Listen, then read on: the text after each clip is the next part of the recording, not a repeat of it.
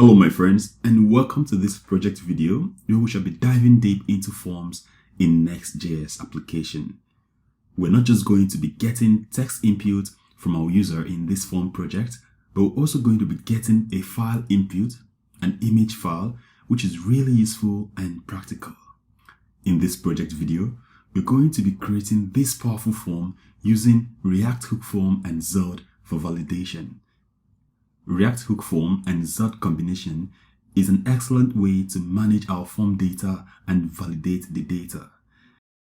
In addition to Zod and React hookform, we're going to be making use of two powerful hooks from React DOM, which are useFormStatusHook and useFormStatusHook, which are for submitting our form efficiently and managing form errors and loading states. In combination with all of these tools, we're going to be making use of the NextJS Server action to send our image file to AWS S3 bucket and retrieve the URL of that image, and then send all of our data to MongoDB database. How cool is that in just one project? Right here is a demonstration of the form that we're going to be creating. So we've spinned up a form to be able to create products, for example, in an e-commerce project. If we don't fill anything on the form or fill some of the things wrongly, and for example try to create a product, now you get all of these error messages coming to the front end. And this has been implemented with the help of Zod for validation. And now let me refresh. Right here we can get a product title. You can say something like dog dress, and then we can describe what this product is about, and we can say something like beautiful dog dress. And then we can choose a price for this product, $78, and then we can click right here to select an image, and you can see the image will be previewed here, allowing the user to know what image has been selected. And then we can click on create product. Now we have the loading state and product created. And if we click on this product button, you can see that we have the display of all the products that we've created, and look at the recent dog dress product that we just created. How cool is this, all in one project? And let me also show you what this project is going to look like on a mobile device.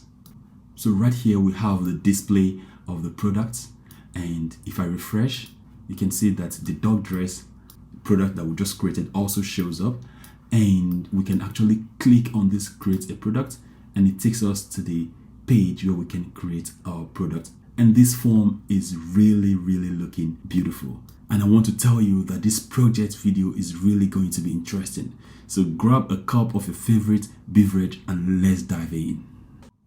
Right here is my VS Code window. So let me go to the Explorer and open up a folder for this project. So I'm going to click open folder and go to my desktop where I have this NextJS RH folder. So I'm going to open it up and close off the Welcome tab. And within this folder, we're going to create all of the codes that we're going to be having in this project. So let me open up the terminal using Ctrl+6 on my keyboard. And then I'm going to say the command npx create next app at latest. At latest, so that we have the latest version of Next.js, and enter on my keyboard. And so for my project name, I'm going to give a dot. And this means that I want my project name to have the same name with the folder we have right here, the Next.js RH folder. So I'm going to say enter, and I would like to use TypeScript, so yes, and ESLint, yes, Tailwind CSS, yes, SRC directory, no, and app router, yes. Customize the default import alias, no. And now it's spinning up a new Next.js application for us. So let's wait for the Next.js application to spin up. Our Next.js application is ready. You can see we have the success message right here. So what I'm going to do is to clear off the terminal, and let's start up this project on the local host port 3000. So what I'm going to do is type the command npm run dev to help us spin this application on the local host. The application is starting, and what I'm going to do is to put my VS Code window and the browser side by side so that we can see what we're doing on the browser. So right here on the right is my browser, and on the left is still my VS Code, and you can see this application is now running on localhost port 3000. Let's visit that and see what we have. Localhost port 3000, and this is what we get, this Next.js UI and everything right here. So let's see some of the files that we have already for us. Let's go to the package.json. You can see all the dependencies and the dev dependencies that we have. We have Tailwind CSS and TypeScript, React, React DOM, and all of this. In the dependencies, we have React, React DOM, Next. These are just very basic dependencies, and some of the dependencies we accepted when we're trying to create this application. And you can see our project name is NextJS RH Forms. So let me close this one. And another one is this tailwind.config.ts. It's just here that we can do some important configurations for our Tailwind CSS. For example, this content right here within the config object enables Tailwind CSS to have access to class names that are within this location, and any file or component with these extensions, Tailwind CSS is going to find it and be able to interpret the class names properly. We have theme, extending colors, and putting some background and all of that. And we have this plugin right here. For these plugins right here, whenever we download a Tailwind CSS plugins, we can put it right here within the plugins array so that it can work properly. Now, all of these other ones are just very basic files that will be created for us anytime we spin up a new Next.js application, and they're not really important for us to look at. We don't need to edit it. We can just go to the app folder right here. You can see within the app we have this fonts folder. It's given by Next.js by default, and we have these two fonts right here, and we have this favicon.ico from Next. And then we have this globals.css containing some basic CSS, Tailwind CSS configurations. For example, on the body, we have this color, background, font family, and all of this. We have this layer utilities, and we have this custom class, and you have text wrap of balance set on this text balance. So these are just very basic things. We don't need to edit this one as well. For the layout.tsx, let's see what we have. We have this variable right here, and these ones, they are working with some fonts, the fonts that we downloaded or that was given to us by Next.js. So we don't need to even edit it. We can just leave it like this. And for this one, we have metadata. This one can help us give title and description for our web page. So I can just change this one to something like Next.js React HF for hookform. And the description, I can have it to be working with HF, working with hookform. And this layout, this root layout is exporting this JSX, just HTML and body, and within it we have the children, right? The children props. And the children props will be any of the page that we have within this project. Remember, this is the root layout. So any page that we create or that we have within this project will be seen as children. For example, we now have this page.tsx, and this page.csx has this JSX right there. It has this image which we're seeing right here, the next image, and it has all this get started by editing. You can see we have it here. So what we can do is actually delete all of the JSX instead of this page.tsx, starting from the topmost div. I'm going to take everything out, so we'll have something fresh and clean to start with. Now it is off, and when I save, you can see it's going to fail to compile because we don't have any JSX here. So what we can do is just introduce React fragment. Now the error is gone because we just have this React fragment. Let's try to put something within this React fragment. Let's say we want to have just a simple H2 or H3 heading. We can just say product page, just like this. So you can see we now have product page. And for this layout, let me save this also. And I can see that the background here is white. Let me make it dark. So what we can do is, instead of this layout for the body, we can make the body to have a background color that is dark. So I can just come right here and say BG black, like so. So as soon as I save, you see that it changes right to black. And we can see this product page right here because we now have a darker background. So what we can do is just put up some styling. So I can say class name, you can have text white. We want to have a text with white color in it. So as soon as I save, we have this product page and it's now white. This is what we have. We've been able to edit the basic page given to us by Next.js and just have this very simple product page text right here. Now, the next thing we want to do is to bring up a proper looking form inside of this page.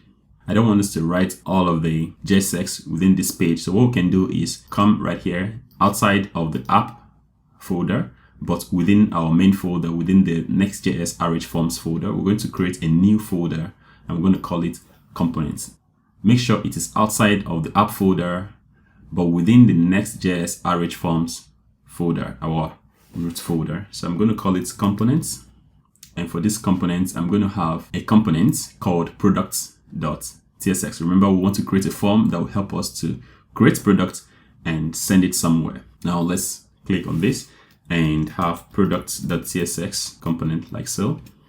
And within this, I can simply say RAFCA, enter, and we'll have this right here. I'm going to save. If this doesn't spin up for you, if this doesn't work for you, it must then mean that you don't have some extensions, some VS Code extensions that I'm using, such as this ES7 plus React Native snippets. You can download this one instead of VS Code. You can download ESLint so that it helps you to lint your code. You have prettier code formatter to help you format your code to look better, to look more structured or organized. You have simple React snippets that can help you to bring up some React snippets, some codes, boilerplate code, such as the one that we have right now. You can download this one. And you also have the Tailwind CSS IntelliSense to also help us with looking at our Tailwind class names and make sure that they're written properly and suggest those class names for us. So you can download these extensions to help your coding life easier. Within this product.tsx, you can just change this product to say forms, like so. And now I want to get this component, the product.tsx component, inside of the page right here. So what I'm going to do is come down to this next line and say product. And you see that VS Code is going to suggest where this product is coming from. If it doesn't suggest, you can import it manually by yourself. So I'm going to enter on my keyboard and you can see it imports this product automatically for us. If it doesn't import it for you, you can just import it from components/product. And we're going to have it right here, save. Now you can see we have these forms right here, but it's not really clear enough because we have a dark background, right? So I can also give a class name to this div. And I'm going to say text white, just give it a white color. You can give it any color you want, but I want to give it white so we can see it. But looking at what we have currently, we don't have a proper looking form within this product component. So what I'm going to do is take this one all off and just have this parenthesis and have a very simple JSX here, just React fragment. Within this React fragment, we're going to create our form, a proper looking form.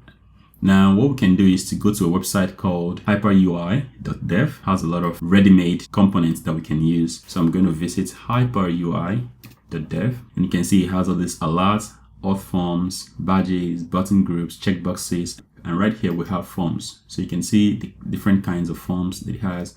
Just very simple ones. We can look at the ones that we can use. And let me say I want to use this one. Let me expand this browser a bit so we can see some of the things it has. Now you can see we can view it as HTML or JSX for the code. This one is JSX, and if we change it to HTML, now we have just HTML. But we want JSX, right? So I'm just going to change it to JSX and then copy JSX. So within the React fragment that we have right here, I'm going to paste that in and save. Let me take this back to its size like so.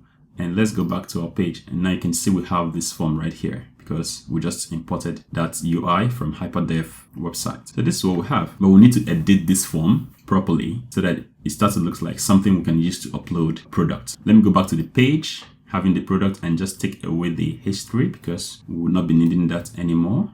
And going back to the product. So let's start to edit this from top to bottom. Let's go. First of all, you have this heads up from hyperdev.ui saying that we need this plugin. So we need to install this plugin for the forms to work properly. So let's copy this right here and then open up our terminal, Control Backticks, and here is our server running here. So I'm going to open up another terminal right here and I'm going to say npm install and then paste what we copied just now and enter. So it's going to install this plugin for us. So let's just wait for it to install. All right, now that it is installed, we can go to the tailwind.config.ts and go to this plugin right here and say require, and then we're going to have the Tailwind CSS Forms plugin within here and save. So I'm going to close this one off back and close off the terminal. What I'm going to do now is actually get this product.tsx components all set up. So I'm going to bring in all the inputs that we're going to be requiring. We're going to need an input of type text for product title, input of type text for product description.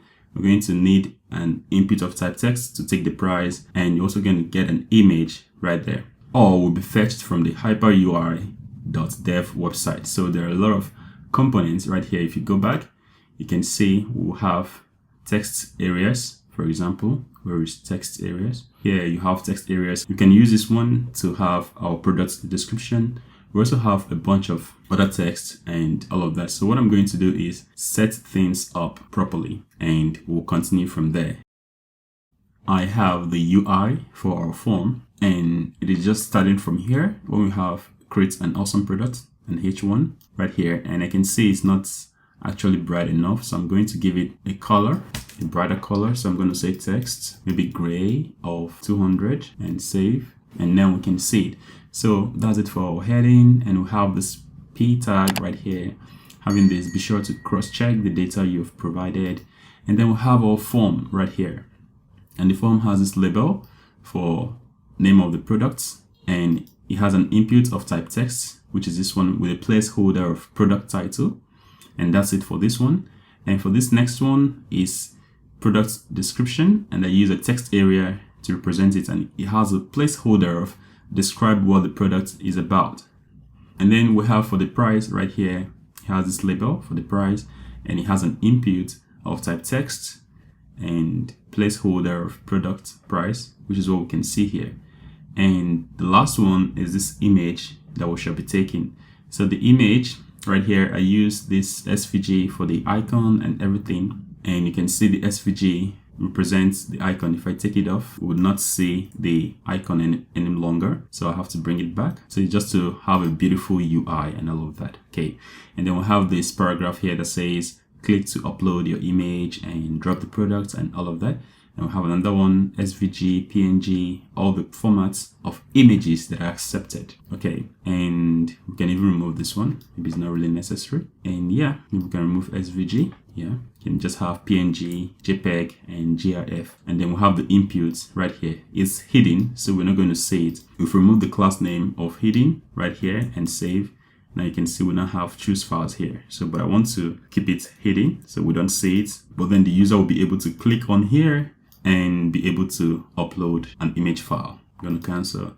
And to be an image file, because right here we're saying accept image / accessories. So this means it should accept any image file that comes this way. All right. And for multiple, no, we're not going to have multiple. We're just going to select one image. And for the button, the submit button we have right here is within the form and is of type submit, so that we can click this button to submit our form. And then we have this create product right here. So that's what we have right here for the UI.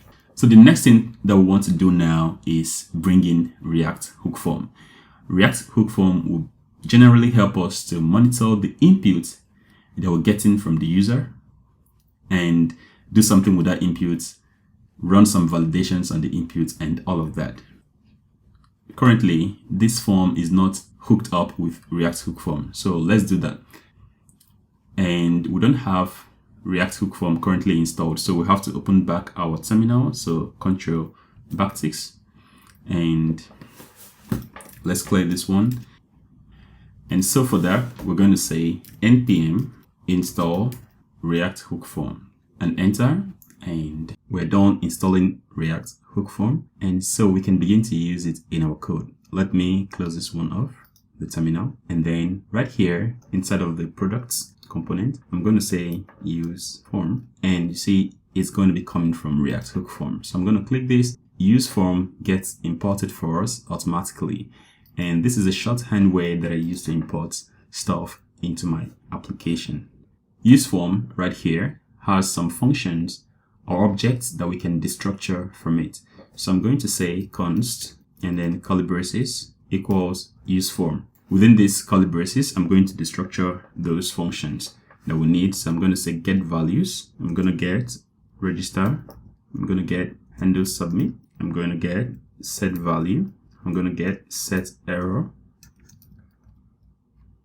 Right here, I saved, and we're getting an error that says React hookform webpack and blah blah blah is not a function.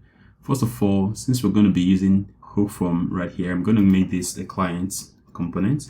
So let me go at the top and declare this the client component using the use client directive and save. And as soon as I save, we get back our web page. So I'm going to get values, register, handle submit, set value, set error, and I'm going to get reset as well. And I'm going to get form state and save. So when I save, you see that the extension we're using right here, the React extension, this prettier, helps us to format our code. Okay, and we're all having these red lines, and it's saying that all the structured elements are unused, and it's saying get values is assigned a value but never used. So yeah, we're here to use these values. And this form state right here is itself an object, so we can also destructure the items that come from it. And we have errors, and we have isSubmitting, like so. Now we're going to see how some of these functions are used. This get values is used to get the values that we fill inside of the form. For example, we have product title. So if we say something like shoes, then we can use get values to get the shoes that we've typed inside of this text input. And I just noticed that the text within the input that I'm typing is actually not visible enough. So I'm going to style things up a bit. Let's go back to the form itself and look for input right here. And then I'm going to say text black, like so, and save. So now you can see we have this text as black, and I'm going to do that for the other inputs as well so that they all show properly. I'm going to come down here for the text area. I'm also going to say text black. Yeah, and for the product's price, I'm going to come down here. For the class name, I'm going to give text black as well and save. All right, and I want all of this code to show all at once, so I'm going to under my VS Code view, and then I'm going to choose word wrap so that we'll see all of our code at once. Yeah, this is much better. All right, we talked about get values. We can use it to get the values that we type inside of the input. Register, we can use it to register the input itself. We're going to see how that works. Handle submit can be used to submit the form. Set value, we can use it to set value for any of the inputs. Set error, we can use it to catch the errors that any of the inputs may have when filled. And reset, we can use it to reset the form, that is, take away all the things we must have typed or the data we might have collected from the form. And for form state, we have errors. These errors are the errors that actually occur while filling the form. And this isSubmitting can actually be used on the button so that when you click submit, then you have something like a loader or some sort of UI that can tell the user that the form is still submitting. And once the form is done submitting, then you can have that loader stopped and replaced with another UI. So these are the things we're getting from useForm. The first one we're going to use right now is the register right here. So let's go to the first input that we have. For this input, it says name, product title. So instead of writing this way, I'm going to have an object like this and get register right here. And this register has some other things that comes with it. So I'm just going to give this dot. And for register, I'm going to say product title. So inside of this quotation marks, product title. So you can see that this register right here is just another way of saying name equals product title. So if I was to come here and say name, product title, you can see we have this squiggly line right here. And what was the error saying? Saying name is specified more than once. So this usage will be overwritten. And that means that we've already used the register function here to give a name to this input. So we don't need this one anymore. And we're going to do the same thing for the description. So instead of saying name description, I'm going to take this one away and have it as register first of all, get all the things that come with register, and then register it as product description. And for the product's price, we're going to do the same thing. Remove this one and have register. First of all, get other things that comes with the register, and we're going to have product price. And for the image as well, the image has an input, and we'll scroll down to find the image right here. So instead of saying name image, we're going to say curly braces register, and then we'll register this input as product image. Yeah, and that's it for the register function. Now you can see we don't have a red line under the register anymore. What about this handle submit? So what we can do is actually to write a function, a submit function. First of all, we can have it as an async function, and we can call it to submit like so. So right here, you can just have console.log submitted. And now I'm going to come right here and I can say on submit. Now I'm going to use handle submit from useForm, and I'm going to provide that to submit function that we just wrote. So you can see handle submit also does not have a red line under it. For now, we might not be able to use this one. So I'm going to comment them out and comment this one out also, and comment the form states. And when we need them, we're going to uncomment them. The thing that we've done now is that we've been able to use the useForm from React hookform to actually register our inputs. So that means whenever we're typing something, whenever we provide information or data, we can get those information or data that we've provided. And then we use the onSubmit handler and provided the handle submit from useForm, and then pass the function that we just created. This submit function, when it runs, we want to console.log something.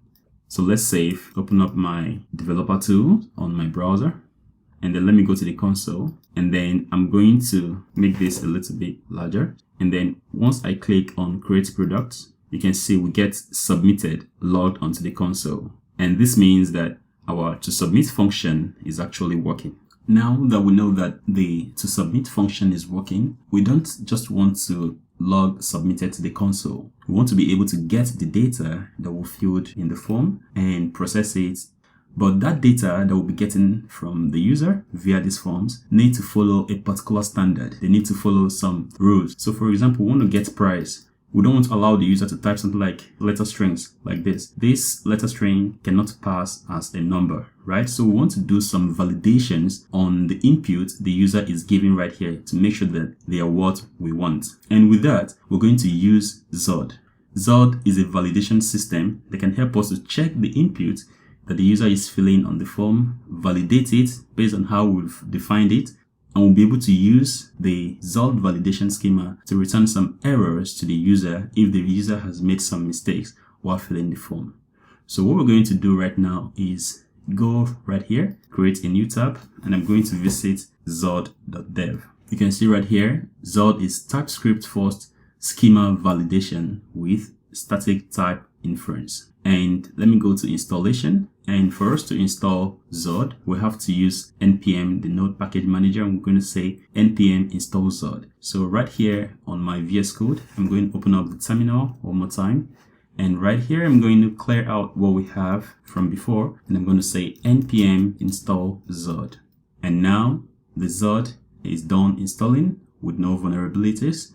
So I'm going to close this one back. And what I'm going to do is come right here and create a folder. So the folder I'm going to create is outside of the app folder right here, but within our main folder, within the NextJS RH forms. So I'm going to call that folder lib folder, LIB. And within the lib folder, I'm going to create a file and I'm going to call it formtypes.ts and close this one. And right within this formtypes.ts file, I'm going to export const product schema, and it's going to be a Z, and this Z is coming from Zod. So you can click on Z or press enter, and Z from Zod gets imported for us automatically. And then I'm going to say Z.object. So within this object, we're going to create the schema for our form right here. So within this, I'm going to provide this curly braces, and then I'm going to write the schema for the product title. So I'm going to say product title is going to be a z.string. So we want to make sure that it's a string, and then we want it to have a minimum character of 3. That means the user should type at least 3 characters for the product title.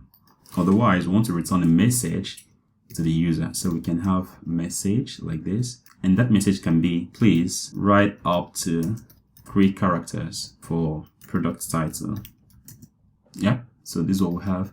And once again, I'm going to my VS Code view, and I'm going to make this word wrap so we can see all of our code at once. And after this minimum character of 3, I'm going to say dot trim. So it's going to remove spaces on the left and on the right. So that's it for this product title. This is the validation we want to have for product title. We want it to be a string and have a minimum character of 3. Otherwise, the user will see this message right here. And then we want to trim the spaces on the left and on the right of the string that the user has provided.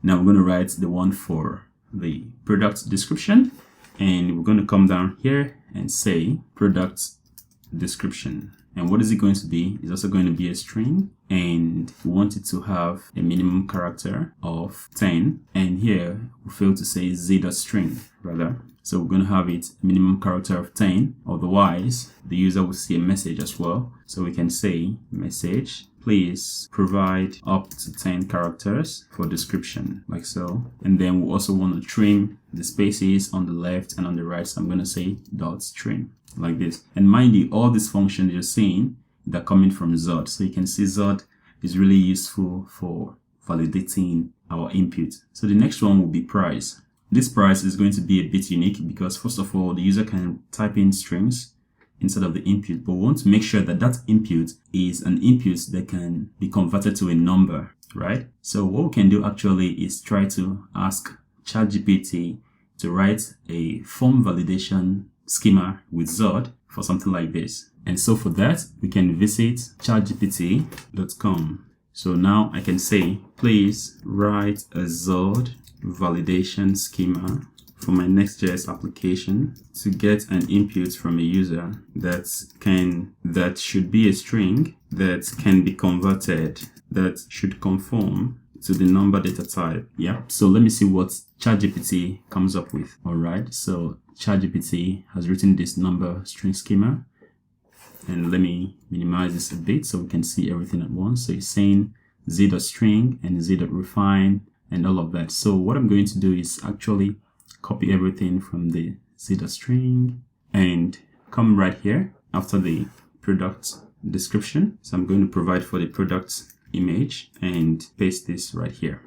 And let's see what ChatGPT has given us. It says this is a string and it's refined this string. So whatever the value, whatever thing the user provides here as a price, is going to take it in this function and run this check to see that whether it's a number or not. So this expression right here should actually return true, should return a Boolean value of true. If it doesn't return true, then the user is going to get this message right here that says the input must be a valid number string. So if the user provides something that is not a number, for example, the user provides GT, then this is going to return false, right? And if it returns false, then the user is going to see this message that says the input must be a valid number string. Yeah.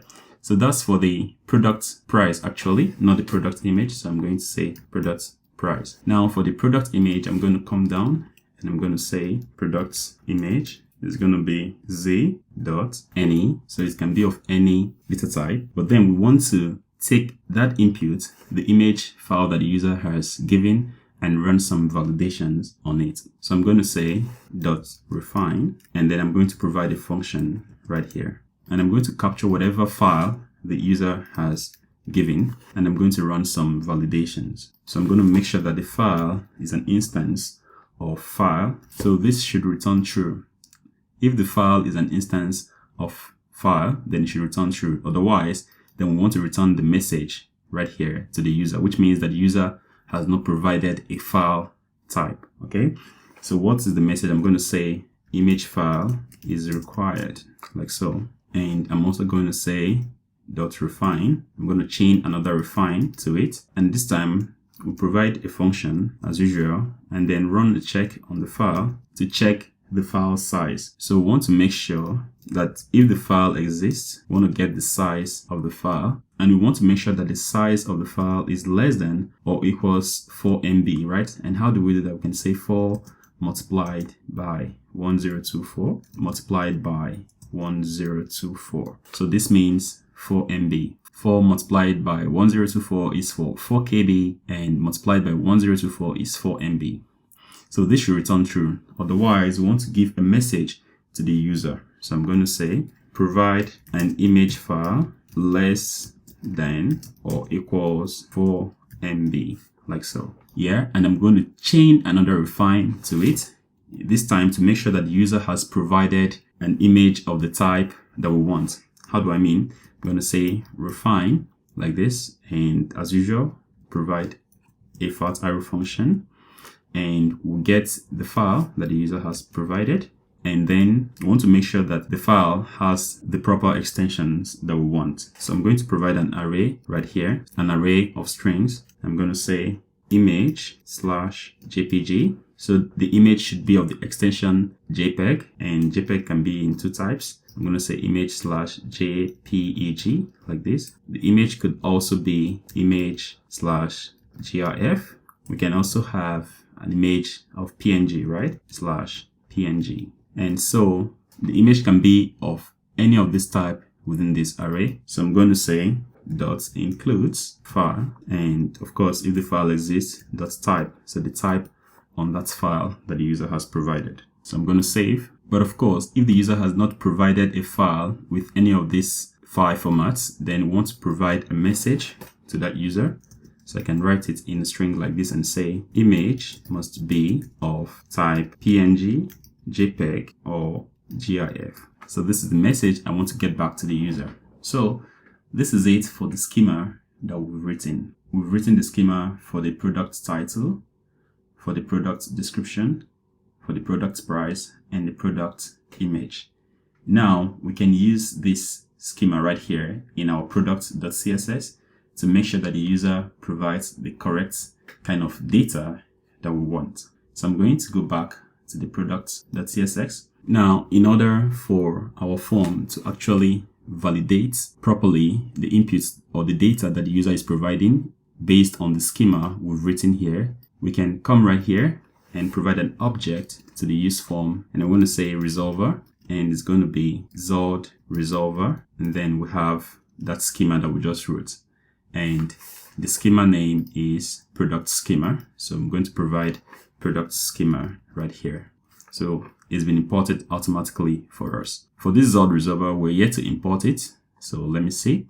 I'm going to go up here. I'm going to say import Zod resolver, and it's coming from hookform/resolvers/Zod. And we don't seem to have this package right here. So what I'm going to do is I'm going to copy this and try to install it myself and try to install it. So I'm going to open up my terminal, Ctrl backticks, and clear this one out. And looking at it, it should be resolvers. This is the correct name of the package. And in order to import it, I'm going to say npm install at hookform/resolvers. So we don't need to put the Zod, just at hookform resolvers, and enter. And now we've been able to install it without any vulnerabilities. That's good. So I'm going to close this one off. And right now you can see we no longer have a red line under this one. And we've employed the use of this Zod resolver and given it product schema. So it's going to use this product schema, the type we've written here, this product schema written with the help of Zod. And it's going to use that to validate the form that we're going to be filling right here.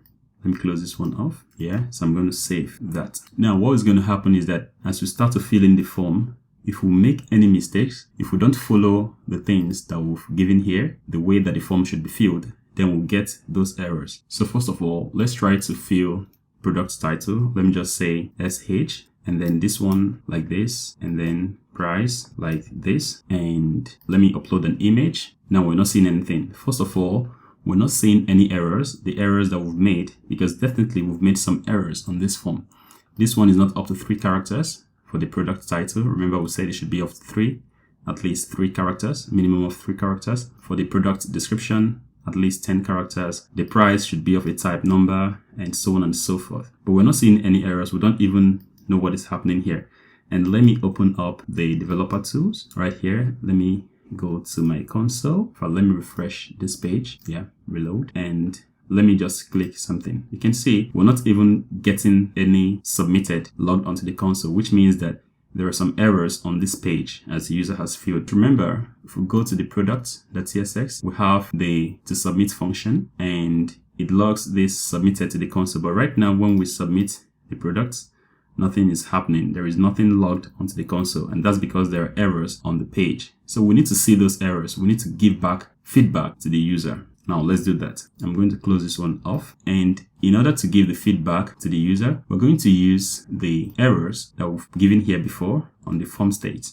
So let me uncomment this form state right here. And we're going to use the errors right here. So below the product title, this is product title right here. Below the div, I'm going to say errors dot product title, like so. So if errors exist for the product title, we want to display a piece of UI. So we're going to say end, and then we're going to give the piece of the UI that we want to give back to the user or show the user. So I'm going to have a paragraph tag right here, and the paragraph tag is going to say errors dot product title dot message, and I'm going to wrap all of this here instead of parentheses, and we'll have some errors under this one. Type string field error undefined is not extendable to type React node.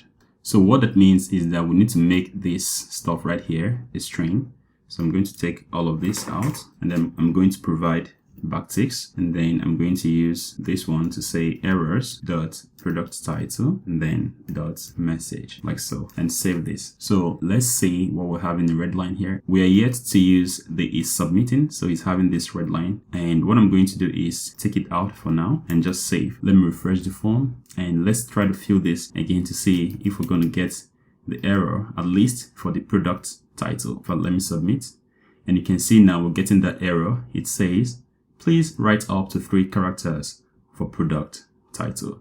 And you can see that that message is coming right from here. Please write up to 3 characters for product title. And as soon as we write up to 3 characters, the product title error disappears. And if we click on create product, we don't have that error anymore. So now it's time to write the errors for the other input fields as well. So going back to the product.tsx, what I'm going to do is copy this one that we already have here and then look for the product description. Here it is. And then I'm going to paste it right here. And so I'm going to say errors.product description and it's going to return errors.product description.message. And meanwhile, we're supposed to be having some sort of auto completion or at least suggestion from VS Code, but we're not doing that. And the reason is we've not actually given some proper typing to the useForm that we have right here. And what we're going to do is we're going to come to this useForm and give it the type here. You can actually say something like z.output, and z is coming from Zod. So let me make sure I import that. Yeah, z.output, and then we're going to say type of, we're going to say product schema, like so. But I don't like having this complicated stuff right here. So what I'm going to do is just remove this one. Instead of writing it like this, you can use it like this, but I don't like doing it like this. So I'm going to take this one off, and then I'm going to say something like product schema routine with capital letter. So this one is a type that I'm going to define separately on its own. So what I'm going to do is come right here, and within the lib folder, I'm going to create yet another file. I'm going to call it shared.d.types.ts, like so. And so within this file right here, I'm going to write an interface. So I'm going to say interface product schema. In fact, let me call it product schema TT, just so that we can differentiate it properly from this product schema right here. And I'm going to add TT right here, like so. And I'm going to import it since I already have it here. So this product schema TT interface is going to have some definitions inside of it. So we're going to have the product title, which should be of a type string. We're going to have product description, which should be of a type string as well. And we're going to have product price, which should be of a type string as well. And lastly, we're going to have product image, which should be of type any. So if it exists, we're going to have a type any, and save. And this right here should be description. Remember, when you're writing all this type, for example, you have product title, product description, you make sure that it's the same spelling with the things you have right here. For the input, we have register, product title. Make sure it's the same exact spelling when you're writing this right here. Also, for the schema that we've defined here with Zod, for product title, product description, we make sure that it's the same spelling with what we've registered right here, product description. Otherwise, we can have some errors, okay? So make sure of that. All right, now I see we're having some red lines under here. Let's see why that is. Right here under the N is saying unexpected N is specify a different type. So what I'm going to do is I'm going to say is a file type. Let's see. Okay, the error goes away. After all, the product image is going to be of a file type.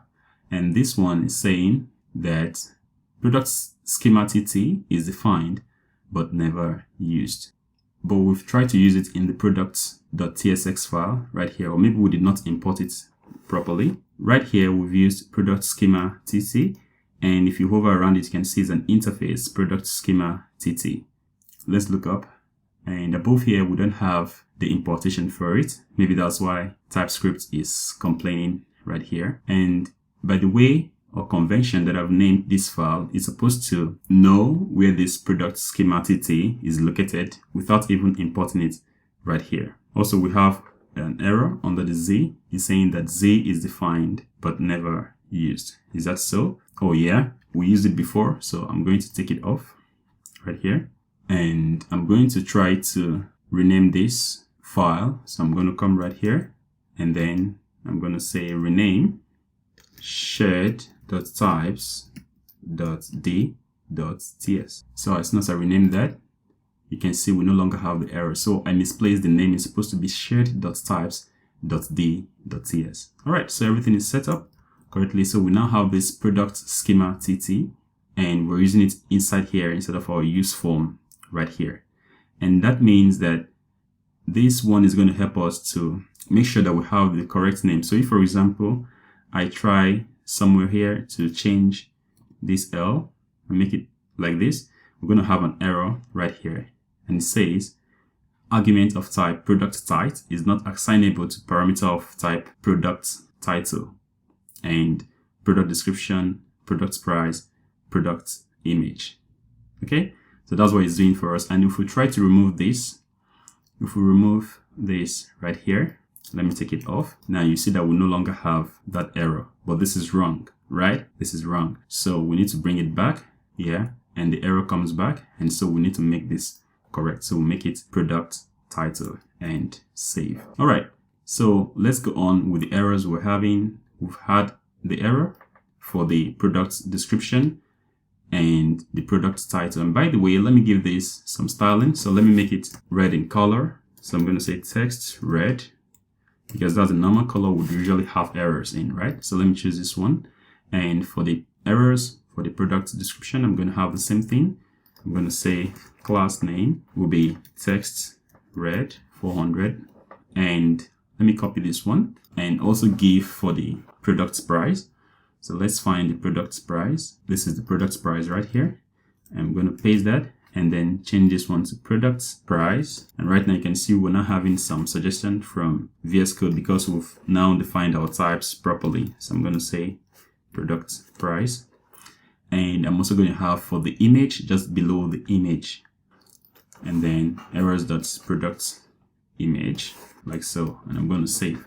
And right now you can see we're now seeing all those errors right here. In fact, I'm going to refresh the form one more time. And then I'm going to just provide something that will make sure we'll get the errors and try to create product. So now you see that we're having, please write up to 3 characters for product title. Please provide up to 10 characters for description. And the input must be a valid string. And image file is required because we've not selected an image. And that's cool. Now we're getting some errors back to the user. Now we're having a red line under this button. Let's see why. Oh, it's just some TypeScript thing. So I'm just going to say save and the error is gone. Now let's refresh this form one more time. What is going to happen if we actually provide the correct data right here? if we provide the correct data right here and click on submit, then we should be able to get the console.log statement right here submitted. So let me open up the developer tool and go to the console. All right. So what I'm going to give for the product title, I'm going to say shoes. And for the product description, I'm going to say beautiful shoes. At least this is up to 10 characters. This is up to 3 characters. And for the product price, I'm going to say 45. We want to make it $45, right? And let me upload an image of JPEG that is about 26 kilobytes. And let's click on create product. And as soon as we click on create product, we have this image file is required. There are two things wrong here. We uploaded an image, but then we're having this error right here that an image is required. So what we're going to do is we can also try to log the data from this our form to the console. And how do we get that data? We get it when we submit, right? And inside of the submit function, we can say data will be of type product schema TT. We're getting the data inside of this to submit function. We can just log that data to the console. So I'm going to say data like so and save. So we're still having this red line right here. Let's see. Okay, we're saying data is declared, but it's never used. We said image data, not image data, but data like so, and the error disappears. So what we want to do is to be able to get data and log it to the console. By default, when we have this submit function, the toSubmit function attached to this handle submit of the useForm, it automatically gets access to all the data that we filled in here. So we just have to grab that data by saying data. We can name it whatever we want. We can say form data, product data, whatever we want, but data, and the type is of product schema TT. So we're going to get data and we're going to log it to the console. So now let me refresh this page one more time. And let's fill this again. So I'm going to say shoes, and then I'm going to say beautiful shoes. And then for the price, I'm going to say $45 one more time. And for the product, I'm going to choose this Adidas shoes right here and upload. And now we say image file is required. And now the issue is that we're not even getting the data. We can't get anything logged to the console because there is an error on this image. The Zod schema that we define here is not actually saying any image that we've provided. So that's why it said image file is required. Okay. And I know the reason is because we're not actually grabbing properly that image file that we're uploading. Actually, image files or input of type file is actually tricky. So we have to do some manual handling in order to be able to get the data properly, to get the image file that we're uploading properly. And what I'm going to do is to create a function, a handle change function. So I'm going to come right here. I'm going to create a function and I'm going to say handle change. And this handle change is what we're going to use to grab the image and set it properly so that we're able to get it when we submit our form. And we're going to attach this handle change to the image. So let's go to the image down here and I'm going to provide an onChange right here. And then I'm going to say handle change like this. And then within this handle change function, we're going to say setValue. All right, now we don't have the setValue, and that setValue should be coming from useForm. Yes, we have it here. So we're going to uncomment this one. So we use the setValue right here. So we want to set a particular value and we want to set it for the product image. You can see we have all the suggestions right here for the product description, product image, product price, and product title. But we want to set for the product image. And what do we want to set it to be? We want to set it to be whatever file that the user has uploaded. Since we've attached this handle change to the image, we can get it as an event right here. And what's going to be the type of event?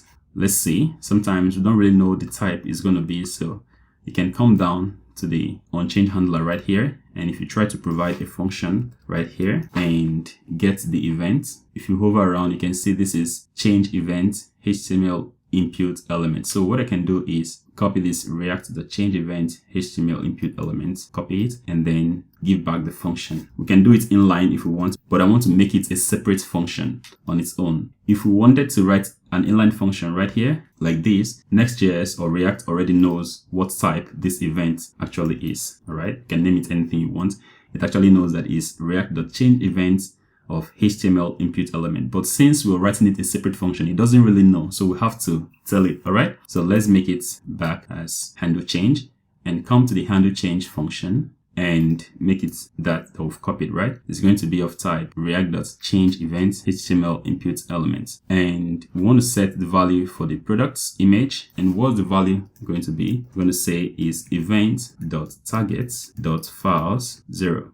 And it's going to be as file. All right, let's see. We're still having the red line here is saying event.target.files is possibly null. So what we're going to do is say if event.target.files exists, so we use a question mark, then we want to get the first thing in that array, because when we actually upload an image, you usually get an array of any file that we've uploaded. So sometimes you can upload multiple files or images, you get it as an array of those images. So we just get the first thing. And in this case, we're not getting multiple images, we're just going to get one image. So we just get this one and save. So by doing this right here, we're going to get the image file that we've uploaded correctly, and then the Zod schema, the product schema that we've written here, will be able to get that product and run the validations on it. All right, so let's save and let's try to fill our form once more. And coming back to the browser, I'm going to delete all of this. We're still on the console, and for the product title, I'm going to say shoes one more time. And description, I'm going to say beautiful shoes. For the product price, I'm going to say 67. And then I'm going to upload an image. So let me upload Adidas shoes, beautiful. And let me click create products. Now you can see that we get submitted right here. And you can look at the data that we're getting, right? We're getting this product description, beautiful shoes. And we're getting product title, shoes. We're getting product price 67. We're getting product image file, and all the data in it is, this is the name of the image file, this is the size, and this is the type, image.jpg. So the validation is able to run and we don't get any errors on our page. That's awesome. Now the thing is, when we actually click this create product, we don't actually get any sign that our form is being submitted. And if there is a slow network, for example, or there is something wrong with the submission, at least we want to have something displayed here, like for example, creating ... to enable the user know that the form is actually submitting. And in that way, the user would not attempt to click the button anymore. We can actually disable the button.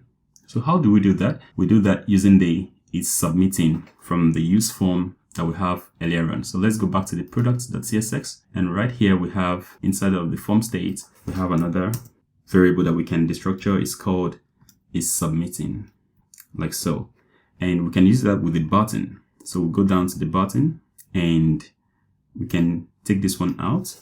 And now we can provide this and say, if isSubmitting is actually true, this submitting is a Boolean value. It's going to hold a Boolean value. So it will be true if we actually are still submitting the form, and it will be false after the form is done submitting.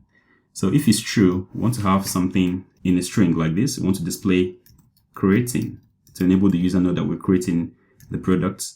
But if not, then we want to say create product. So that's what we want to have it do. Now let's save and let's try to create a product. I'm going to delete what we have in the console right here and create a product again. So I'm going to say shoes, and I'm going to say beautiful wears, and then I'm going to say 65, and then upload an image like so, and click on create product. All right. Now, if you notice, you will not be able to see that creating right here because everything is too fast. All right. So what we can do is try to imitate a network downtime, something like that, so that we can see that creating right here. So I'm going to go to my submit function here, to submit function, and then I'm going to say await new promise, and then I'm going to pass it a function and a result to something, and we're going to provide a set timeout function. So we're just going to pass the result, and then this should return after 3000 milliseconds. That's after 3 seconds, right? I'm going to save this. So I'm going to use this code to just make the submitting delay a bit. Now, when I click on create products, you can see we have creating right here. And after 3 seconds, this file is done submitting and we have create product. Yeah. So that is how it works. So if, for example, the form is taking time to submit, maybe there is some processing on the back end, then we can at least have creating showing up right there to let the user know. And then we can also disable the button. So we can come right here for the button. We can say disabled, and we can say is submitting.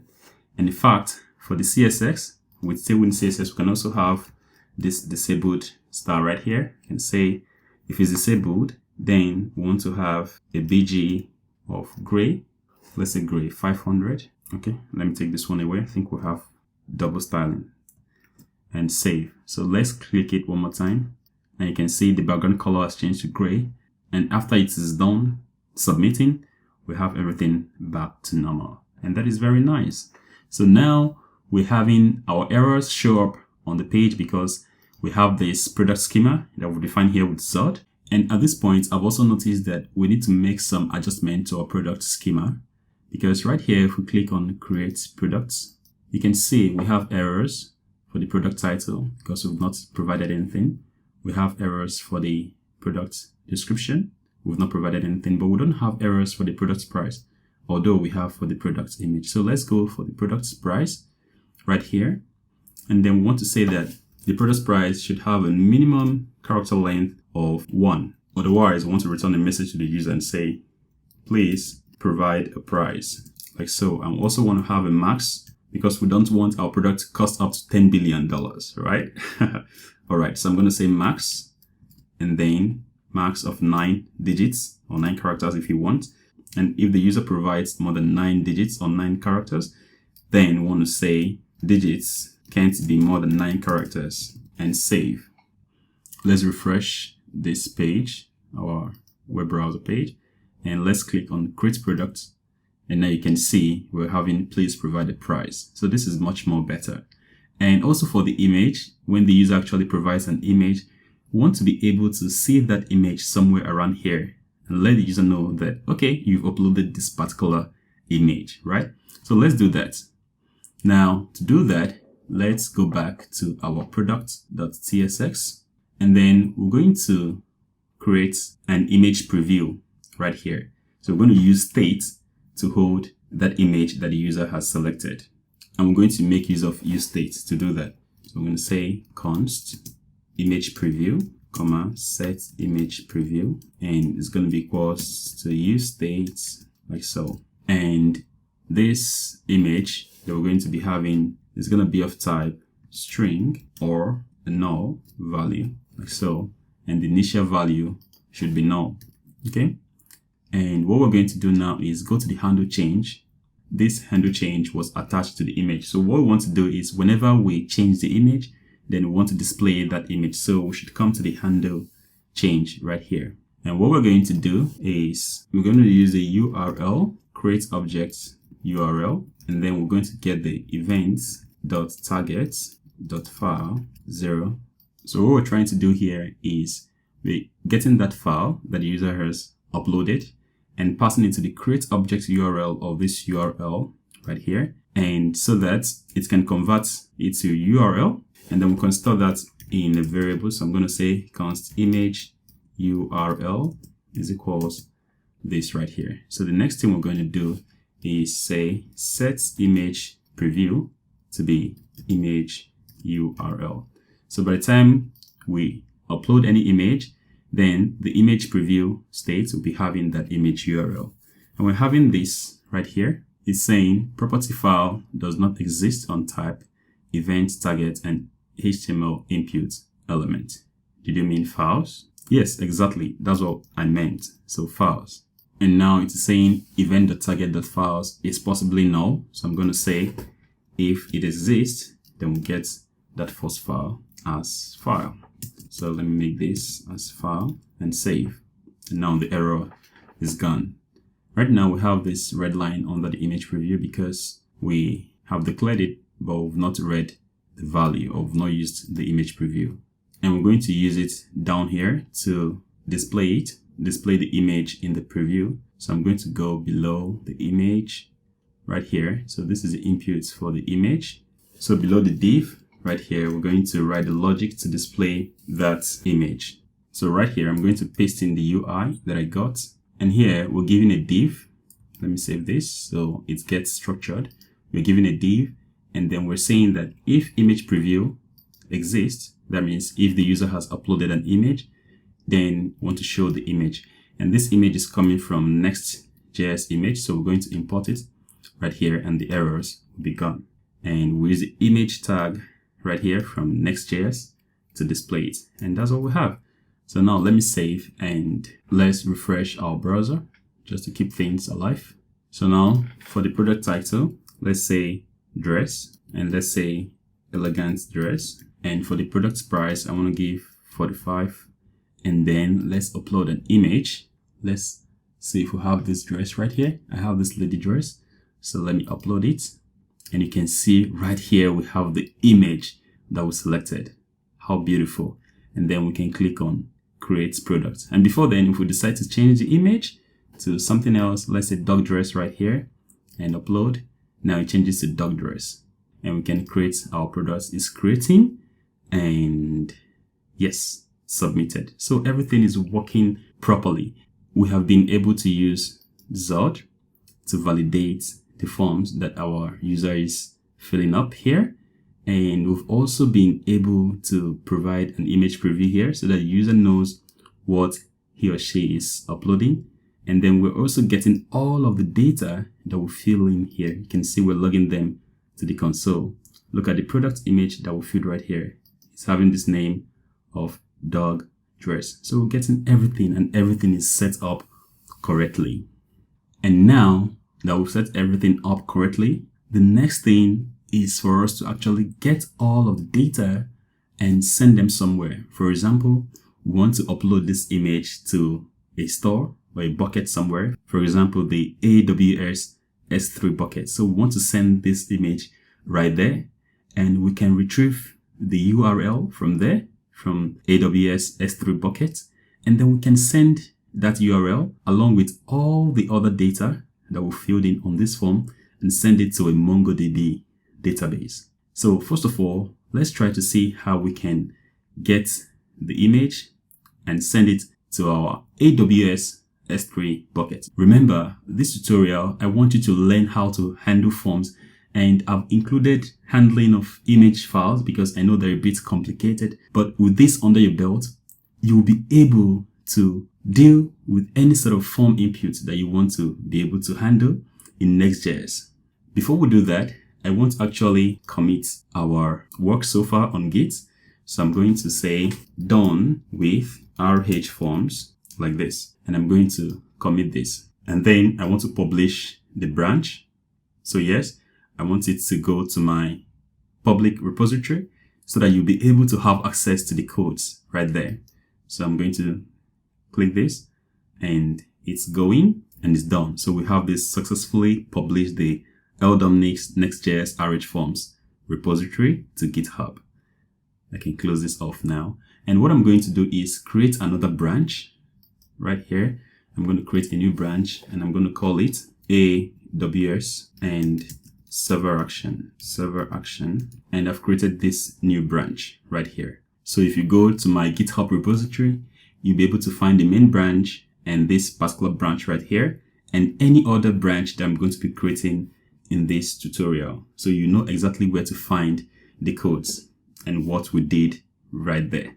Now, the next thing, like I said, is for us to find a way to send this image to AWS S3 bucket.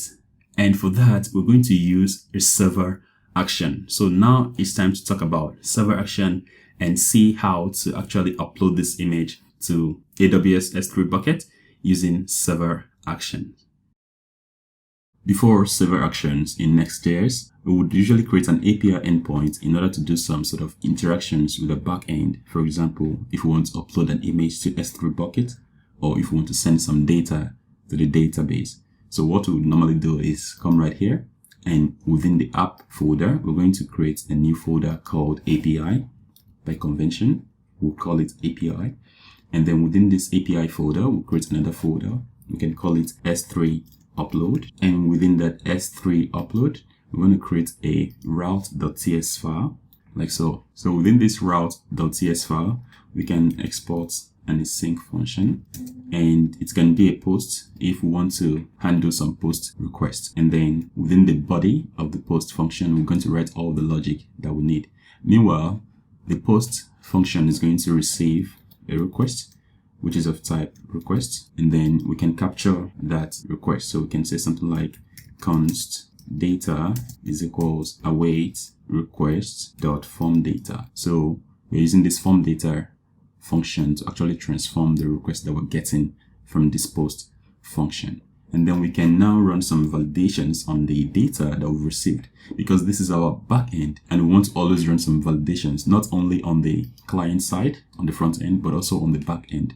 So we want to run some validations on the data, run validations on data, and next we can run some logic in order to extract the information or the stuff that we want. In this case, we want to get a URL from S3 buckets, and then we can return a next response with that data. And right here, we're having this red line. So it's supposed to be next response.json. Want to get it as JSON. Otherwise, we can return an error. And so it's always good to wrap all of this into a try catch block. So we're going to create a try catch block and paste all of that. And then if there are any errors, we can catch the error, and then we can return a next response, and we just return the error. Of course, we have to make this JSON. Yeah, so this is how we normally do it. And this line right here is here because we've not used this data. Let's just say we want to console.log data. So this is an endpoint that would normally write to handle a post request. And then we would now go to our product.tsx file, and where we have the submit function right here, we can now make a request to that endpoint that we've just created. So we can say something like await, then fetch, use the fetch API, and then we provide the endpoint right here inside of the quotation marks. And within here, we're going to have /API/S3 upload. And as a second argument, we can pass in an object where we have a method, and the method will be of type post because we're making a post request. And then we'll have body, and the body will be the data that we want to pass to it. In this case, we want to pass that image, and we can just quickly pass it data.product image, right? So this is how we would normally make all these calls. And then this endpoint will get this data.product image in the route that we have right here, and process the image and return the URL of the object or the item we've stored in the S3 bucket to us. But if there is an error, we'll also get back the error. So this is how we normally do it. But with the advent of server actions, things have become much more simpler.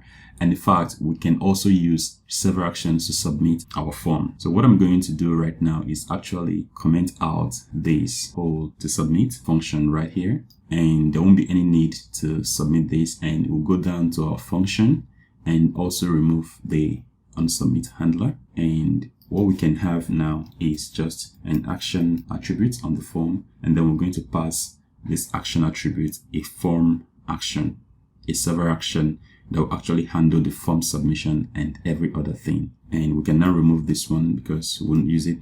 And then we're having an error. What's the error saying?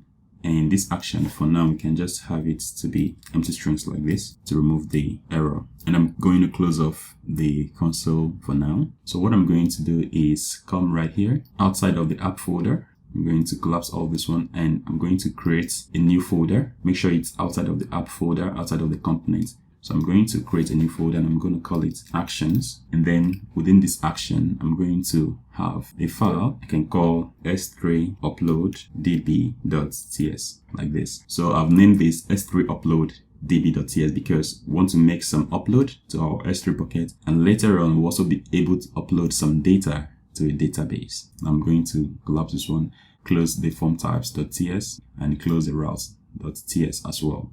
So now we're within the S3 upload db.cs. Let's actually go to NextJS and learn a bit about server actions. So if we go to nextjs.org, and if we try to search for something right here, we can search for server action, and you can see that right here it is written that server actions are asynchronous functions that are executed on the server. They can be called in server and client components to handle form submission and data mutations in NextJS applications. So that means we can use our server actions to handle our form submissions, which is why I deleted the to submit function we had previously in our product.tsx file. So in order to start creating our server action, first of all, we need to use the use server directive right here. So that means that any function that we have within this file is going to be a server action. Now let's export a function. So I'm going to say export async function. I'm still going to call it S3 upload database. So this is going to be the server action that we're going to be using.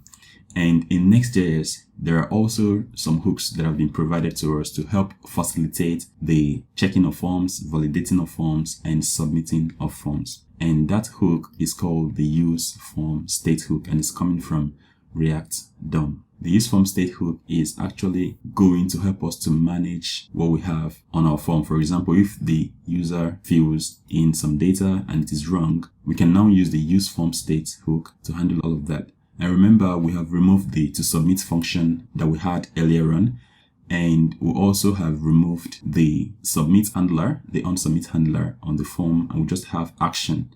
So what that means is that right now, if we go to our application and click on create product, you can see nothing is happening. The errors are no longer showing, even though somewhere the errors are still being checked, but they are not showing because we've removed the onSubmit handler. So what we need now is to use that useFormState hook to actually handle the errors that we're getting from our page and display it to the user. Now, in order to use that useFormState hook, we're going to come right here and I'm going to say useFormState, and you can see it is coming from React DOM. So I'm going to import it and I'm going to click on enter, and it gets imported for us automatically. useFormState is coming right from React DOM, and this useFormState provides some variables for us. I'm going to say const, and within this we're going to have state, I'm going to have action, and we'll set it equals to useFormState like this. So this state and action represent something on the page. The state is going to be the form state when the user is filling the form and all of that. So if, for example, the user fills the form and there are some errors, then we can update the state to reflect those errors that the user has gotten on the page. And this action is going to represent the action, the server action that will be helping us to submit the form. So within the useFormState, we're going to provide that action. And what's the name of the action? The name of the action is going to be the S3 upload database action that we created, the server action we just created. And as a second argument, we're going to provide a state. And let's define that state right up here. So I'm going to say const form state is equals this object, and it's going to have message, which is going to be empty. And we can also have errors, which is itself going to be an object. And inside of that object, we can have product title. It's going to be string. We'll have product description. It's going to be a string as well. And then we can have product image, which is going to be a string as well. So let me make this one description. This is what the state is going to look like, and this is going to be our initial state. So to the second argument, I'm going to pass that form state that we just defined. Now, to recap what I've just done, I've actually used the useFormState to try to manage our forms. Now, for example, we're going to display some error messages if the user fills in the form incorrectly. The reason we're using this useFormState is now we no longer have the onSubmit handler on the form. Rather, we just have an action. And when you have an action attached to a form, what happens is that it sends and submits the form automatically. So what we're going to be doing is now using the useFormState to handle the form submission at the back. So if there are errors at the back, then we can get those errors and put them in this state and return it back to the user. So the current state of this form is this form state, which is just having an empty message and errors, which is an object with all of this. So at the back, when we submit this form, we can now get this form state and we can populate it with the errors based on how the user has filled the form and send back to the user. And I can see right here, we're missing the product price. So I'm going to add it as well. So product price is going to be an empty string. As we start to use this, it's going to become much more clearer. And what we now need to do is now pass this action to the form that we have.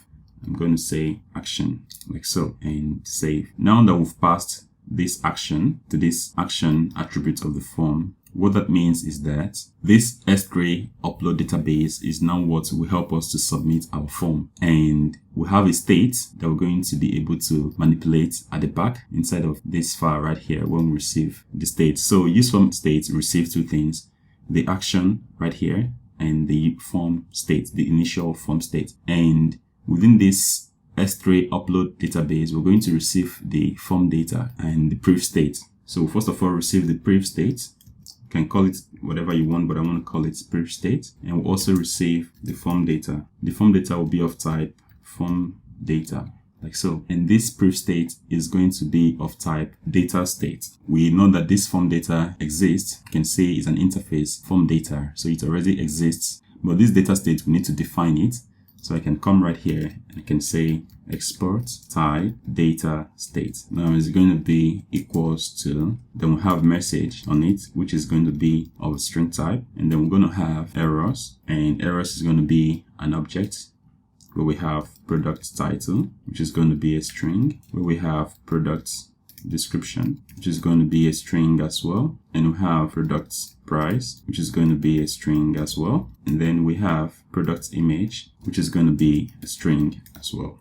And in fact, if you look at this type that we've defined right here, you can see it follows exactly what we have here for this initial form state. Message is a string, errors is an object with product title, empty string, product description, empty string, and so on and so forth.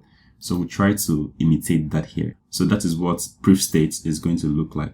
The form data is the data that will be filling in on this form. So what happens is that this S3 upload database function that we've written here, which is a server action, gets the data that will fill on this page automatically, and it's going to be of type form data. And in fact, what I'm going to do is I'm going to try to console.log form data so that you can see what it looks like when we fill this form. So I'm going to save this one. This is our function. We are receiving some complaints here. We're going to fix that in a moment, but let me save that as well and open up my terminal. And I'm going to use Ctrl backticks to open up the terminal. And let's go to our server right here. So let's try to fill this form. So I'm going to say nice belt, and I'm going to say great looking belt. And then for the price, I'm going to say 34. And for the image, I'm going to upload just about any image. Let me upload this dog dress and upload and submit this form. So now that I submitted, you can see we're getting something here. We're getting product title, nice belt, product description, great looking belt, and product price, 34. And then we're supposed to get the file image. The image is a file. But here, we're not really getting it properly. You can see we don't have a proper size for this image. It's just 0. The type is application octet string. The name is undefined instead of dog dress.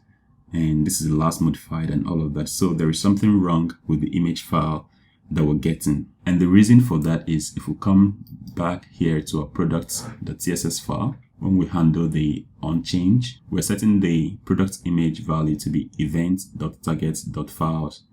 0, the first file. So we're not supposed to use this one if we want the server action to get the image properly. So you can see handling image files or files in general can be a bit tricky. So we're not going to use this one anymore. So I'm going to save this. And what I'm going to do is refresh this, and let's try to submit this one more time. So I'm going to say shoes, great shoes, and I'm going to upload the same dog dress image and try to create product. Now you can see we're not getting the image properly. Now we're getting the product title as shoes, description as great shoes, price as 78, and product image as file. And this is the file size. This is type of the file is an image, a JPEG image.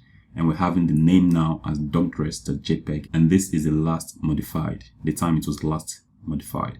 So we're getting the file properly now. But what I want us to do is try to fill this form again with the wrong information or the wrong data. So I'm going to refresh this, and then I'm going to try to create product. Now you see what happens. I click on create product and the action took off. You can see now the product title is empty. The product description is empty, the product price is empty, the product image is file, and something that is wrong right here. because we did not upload any file. And at the same time, we're not seeing anything on the screen that can tell the user what he has done wrongly and try to correct those. So that is where the state will come in. Remember, in this products.ts file, in our form action, we are passing a state right here. And this state has a message on it and errors right here. And we're also receiving that state, the initial state, when we submit this form right here as proof state, which is going to follow this type that we've defined. So we now want to set some errors on this proof state and return those errors so that we can use it to display something to the user on the back end. And also on this product, we're still having these red lines on the state and S3 upload database. That has to do with the fact that we're supposed to return state from this function right here, but at the moment we're not returning any state. So what we can do within this function body is, let's get the form data and transform it using the object.fromEntries. This is a JavaScript function. I'm going to pass form data to it, and then we can store this in a variable. So we can just say const product data is equals objects.fromEntries form data. So why I'm doing this is because I want to actually pass the data to our validation schema. Remember, we created a validation schema that we used to validate what the user is filling on the form. So in order to make that schema work properly with the data we've received on the back end here, we need to use object.fromEntries to transform it, and object.fromEntries will just give you an object back. It's just an easier way to convert an iterable value to an object. So get product data is just object.fromEntries form data. Product schema dot parse. We can say parse, and we can also say save parse. But when we use parse, what happens is that an error is going to be thrown automatically if there is something wrong with the data that has been passed. So we can say product schema.parse product data. So if there is an error, if the user has filled in some things wrongly on the form, then this product schema.parse will throw an error immediately. So that means we can wrap all of this into a try catch block, and let me do that. So take this out and open up a try catch block and paste this one, and right here we're going to catch any error that's occurred, and we get that error as error, and then we can console.log the error and save. So what we're doing is that we're getting the data passed to this S3 upload database function, and then we're converting it using the objects.fromEntries and storing it as product data. And then we want to check if the data provided actually matches with the schema we've defined earlier on. Remember the product schema we defined right here. So we want to make sure that it follows this pattern. If there is an error, because we've used .parse, an error will be thrown immediately, and we can catch the error and log it to the console. So I'm going to save this and try to run this again, refresh, and then click on create product. Now you can see we're having this error. It's a type of ZOD error, so it's a little bit complicated. But you can see there's a message right here that says, please write up to 3 characters for product title. And that's because we did not provide anything for the title. And for the product description, it also says, please provide up to 10 characters for description. For the product price, we have please provide a price. And for the image, we have image must be of type PNG, JPEG, and all of this because we did not provide any image. But this error that we're logging to the console is just within our server. We want to be able to return a state with those errors, which is why we also received the proof state right here. So we can say proof state. Now we want to change the value of the proof state. Remember, initially, this proof state right here that we received in this function, in this S3 upload database function, is nothing but this state that we have right here. Message, empty string, errors, and having product title of empty, and all of this empty. So we now want to rewrite this state right here inside of this function and then return it back to the user. That way we can have access to that state and display the errors that we're having. So we want to have proof state and message success, because we're going to only get to this part if there is no error on this line. So we're going to get message success, and then we also want to return errors and get an object and just say product title, no error on product title. we want to get product description empty, there is no error. We also want to get product price, and again, no error. And then we want to get the product image, also having no errors. So this is what we want to return. We want to get the proof state and set it to all of this since there is no error. And then we're going to return the proof state. The important thing is that this function is going to return a state to us. And that state is what we're setting right here. If the user provides data that is faulty, then we want to catch the error and populate the proof state and return that proof state. And also, if the user provides the right set of data, we want to also define proof state just like we've done here and return the proof state. So this is for when everything goes well. What if the user did not fill in the form correctly? Now we're catching the error right here. We do not just want to log the error to the console. We can say we want to get the error as Zod error. Zod error is coming from Zod. And of course, we can store it in a variable. So we're going to say const forms error is equals error as Zod error. And then we're also going to flatten out the error. So we can say forms error dot flatten. This flatten function is coming from Zod, of course, dot field errors. And we can also store this in its own variable. So we can say const error map is equals forms error dot flatten dot field errors. So what this is going to do for us is that it is going to make the errors in such a way that it will be easy to access for each of the errors that occur on the product title or the product description or the product price or the product image. It's going to make it easier to access. Now what we can do is error map dot product title.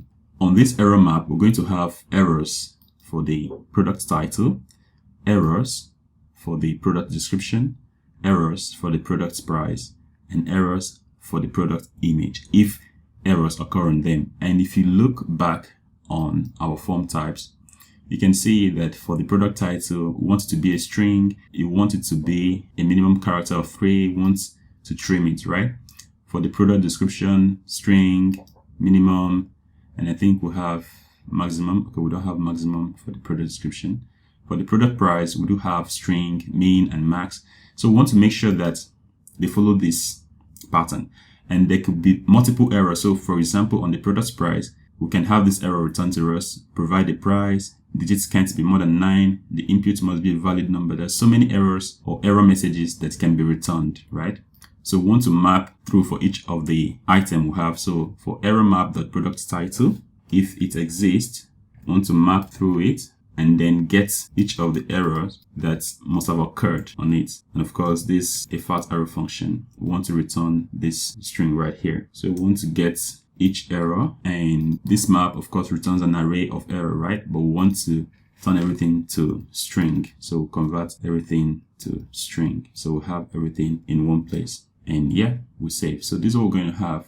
And we can store this as the error for the product title. So we can say const product title error is equals this right here. And now we can also copy this and do the same for the product description, price, and image. So coming down here, I'm going to paste this. And for this one, instead of product title error, I'm going to have product description error, and I'm going to have product description, and I'm going to map and return it. And I'm also going to do for the product price. So let me change this one to product price error, and this should be product price. Yeah, I will map through and return it. And lastly, for the image, you can have product image error and have product image, and we'll map the errors and get everything. So this is what we have. So we have the error. In fact, let me close this one off so we can see everything in the terminal. We have product title error, product description error, product price error, and product image error. We all have these errors now. Now what we need to do is now define our proof state. Proof state is equals this object, and message will be unsuccessful in strings. And we're going to also get the errors, an object. So we have product title, and that error will be prod title error. And we'll have product description. It's going to be prod description. And for the product price, we're going to have prod price error. And for the product image, we're going to have prod image error like this. And I'm going to save. So at the end of the day, we're not going to return the previous state.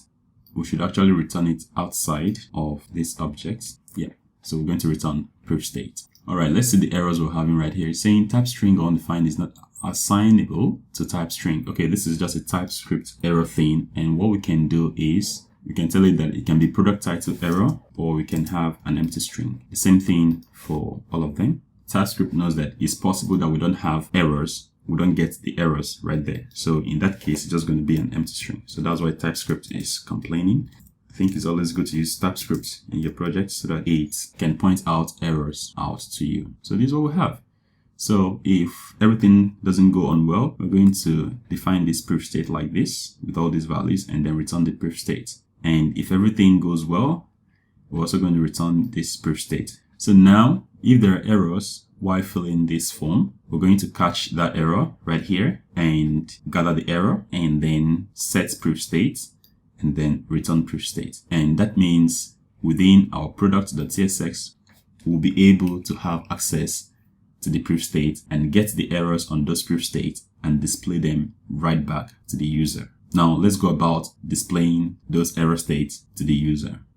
And we can go for each of the inputs. So let's find the product title first. So right here, we have the product title. And these errors initially was coming from the React hook form, but now it's going to be coming from state since we are submitting our form with action. So we're going to say state.errors.product title. So if there is an error on the product title, we want to display this. So we want to say errors.product title and remove this because there is no message on it. And I'm going to put a question mark here to say if state.errors exists. So with that, I'm going to copy this and I'm going to find that of the product's description. This is for product description. Take this one off and paste this one. So state.errors.product description rather, and product description. And we're also going to do for the product price. So let's find the product price. Here it is, and paste for the product price. And lastly, let's find that of the image and display for the image as well. Here is the error message for the image. So I'm going to take this one off and paste. Right here, we're going to have for image, and we're also going to have image right here. Yeah, and that's what we have. So we're having red line on the value, set value. So I can remove this because we're not using it at the moment and save. All right, so now we can actually refresh this page and just click on create products. And you can see we're getting undefined, undefined, undefined. We're not actually getting very useful messages right here. So let's see why that is so. And let's scroll down. For the product title, we're returning this errors.product title. Actually, it's supposed to be state.errors.product title, because if we say errors, it means it's just reading the errors that we have from React hook form. But if we say state.errors, it means the errors that we've defined on the server action, our S3 upload database server action. So if I save this now, you can see for this product title, we're getting please write up to 3 characters for product title, something much more useful. And so let's change everything for the other ones too. We're going to have state.errors. We're going to have state.errors. And for the product image, we're going to have state.errors and save. So now you can see we're all getting the errors right here.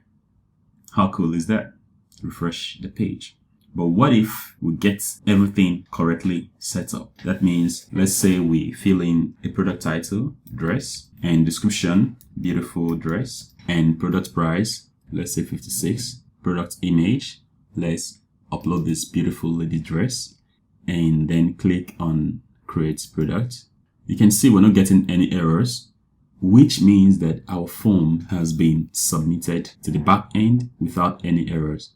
But at least we want to display a message here that says, okay, everything was okay. And remember, from the state we're returning right here, we're getting a message on it, right? So we can just, based on that message, return some sort of UI for the user. So if we go back to the products.tsx, just before the beginning of the form, we can check if state.message is equals success, return a piece of UI. So we can say end, and return a piece of UI. So let's return a paragraph. And within this paragraph, we're going to say product created. Just want to return this piece of UI. And let's give some stylings to the p tag. Say class name. Let's give it a text of green. That's green 600. Like so, to show that everything went well. And you can see right there, we're having product created. We can do some other stylings that we want. For example, we might want to center it. So we can say text center.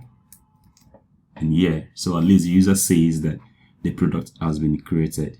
Now that we're getting our errors back on, now it's time to actually get that image from the form data that we're providing when we submit the form.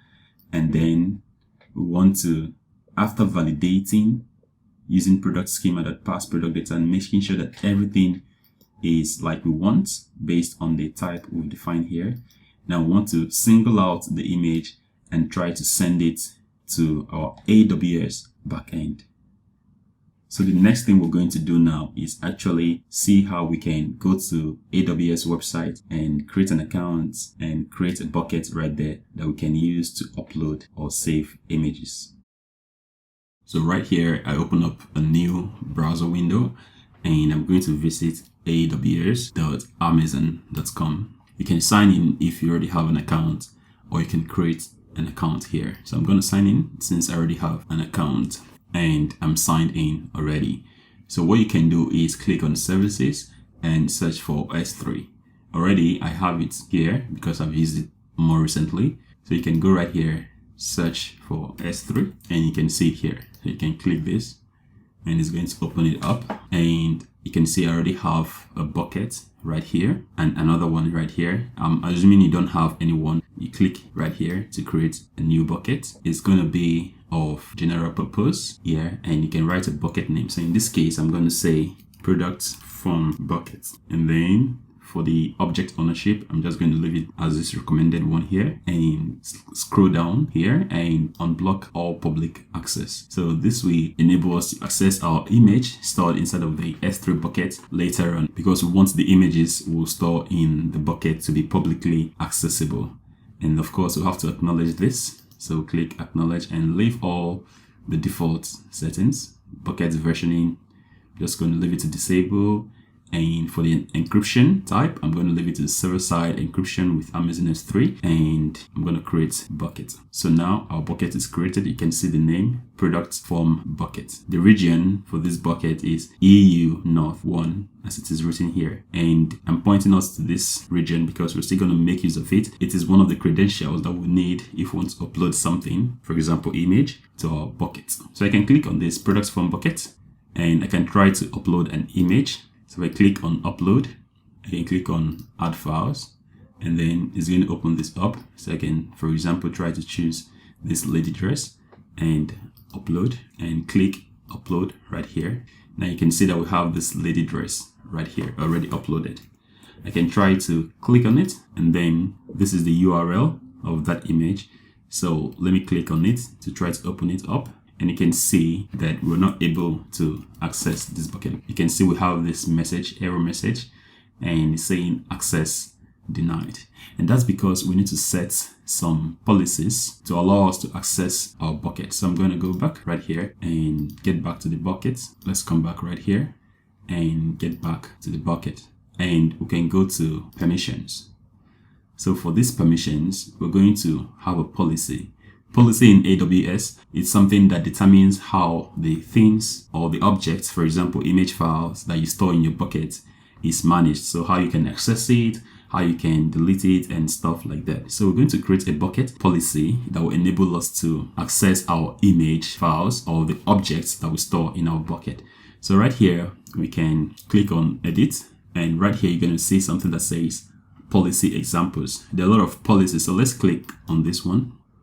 And you can see you have a lot of examples here for bucket policies. And this one is an example. So this one is saying it requires encryption. So you probably have to give some code in order to access this bucket if you use this sort of policy. This is another one right here. This is another one. And these are examples. So you can check for the one that suits you. There are also ones where you'll be able to access the object publicly. But down below in the description, I'm going to leave the policy that I'm going to use for this bucket that we've created so that we'll be able to access it from any location. So it's publicly accessible. So I've already prepared the policy. I'm going to close this one off and this one off and come right here and paste in that policy. And right here is the policy that I've generated and we're going to use for this bucket that we've created. The only thing you probably need to change is this right here, the whole thing from product to bucket. So that's going to be your bucket name. I called mine product form bucket. So you just put it here. Make sure you don't remove the slash here and the asterisk and leave every other thing as it is. And then you can now click to save changes. And here, with that policy added, we should now be able to access our images stored in this bucket. So if I go back to object and let me click on the lady red image that I uploaded earlier on and try to access the image again, I can try to open it up in a new tab. And now you can see we're now able to access the image. We're able to access it now because of the policy that we've added. The image is quite large, so that's why it's as huge as this. And now that's a good thing. It means we'll be able to access our image. Now the next thing we need to do is to be able to access these images from our application. In order to be able to access objects such as images from our application, we need to pay attention to 4 things. There are 4 credentials we need. The first one is the region of the bucket. The second one is the bucket name. And the third one is access keys and secret access key. Right here, you can see this one is the region, EU North 1. Right here, we have product form bucket as the bucket name. Now we need to get the access key and secret access key. And in order to do that, we need to create a user. So that user that we're going to be creating will enable us to get the access keys and secret access keys. And then within our app, we'll use all of these 4 credentials to access our image. So we can come right here and search for IAM. And there's this one right here. So just click on it. You click on users. And you can see right here, I already have one user.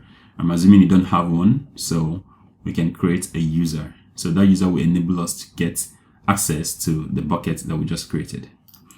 I'm just going to create user. So username, I can just go product access user and click on next. And it says add user to a group. A group in AWS is usually used to manage a group of users.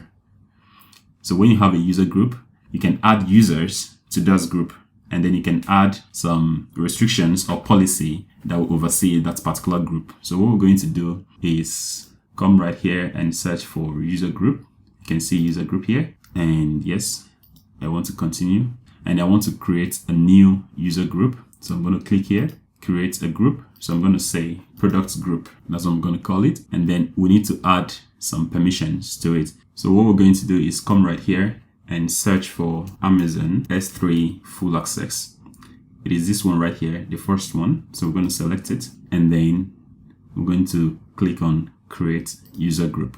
Now it is creating the group, and the product group user group is created. So we have 2 groups here, the one that I had before, and then this one that I just created.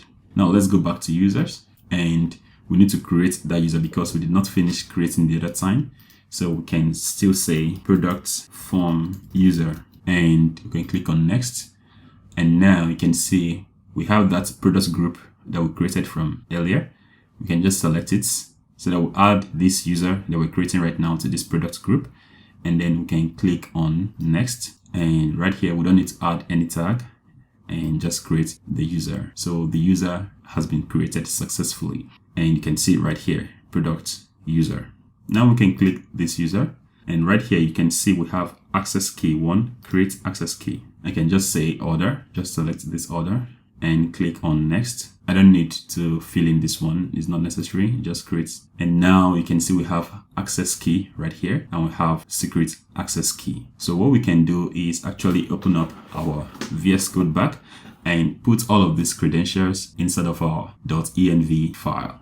So right here within my VS Code, I'm going to come here and create a .env file. It's just in the root of the application, so you don't put it in any folder. So I'm just going to click on create a file and call it .env.local. And instead of here, we're going to have AWS access key. We're also going to have AWS secret access key. And we're also going to have AWS region. And then we're also going to have AWS bucket name.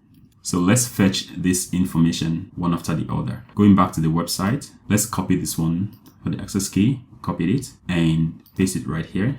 Let's copy the secret access key. We're going to show and then copy it right here and paste it here. And for the region, I know that the region is EU North 1, but let's confirm that. Let's go back to S3, products from bucket. Okay, yeah, EU North 1. So we'll get this, paste, and get back to our VS Code and paste it right there. And for the bucket name, let's confirm one more time. It's always good you make this confirmation so that you don't run into trouble later on. So copy the products from bucket and get back to VS Code and paste it right there.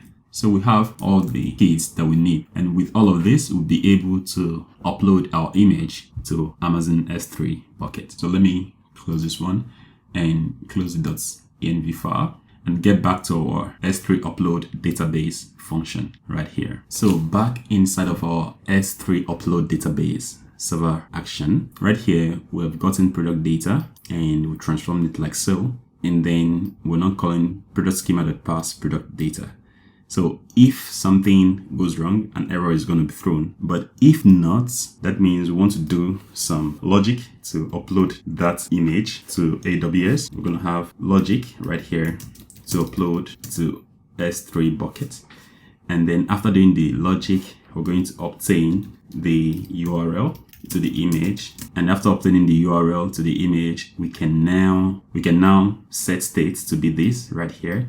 And we can now return that state. So that's what we're going to do here. So what we're going to do is, first of all, grab the image. So I'm going to say const product image file is gonna be form data.get. I'm going to get the product image as a file, and then we're going to create a buffer from this product image file. So I'm going to say buffer.from, and I'm going to create a buffer from the product image. So I'm going to say await products image file dot array buffer. And I can store this in its own variable. So I can say const buffer is equals this right here. And then at the end of the day, we can have a function that will pass this buffer to. So I can say upload files to S3.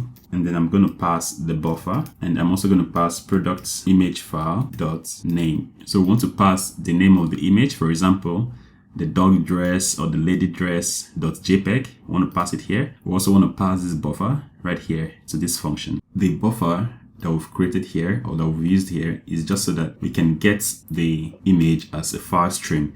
You know how it is on websites like YouTube, for example, where you're trying to stream images and it comes in bit by bit, not everything at once, right? So that's the same thing we're trying to do here. Just before the S3 upload database function, we're going to create another function.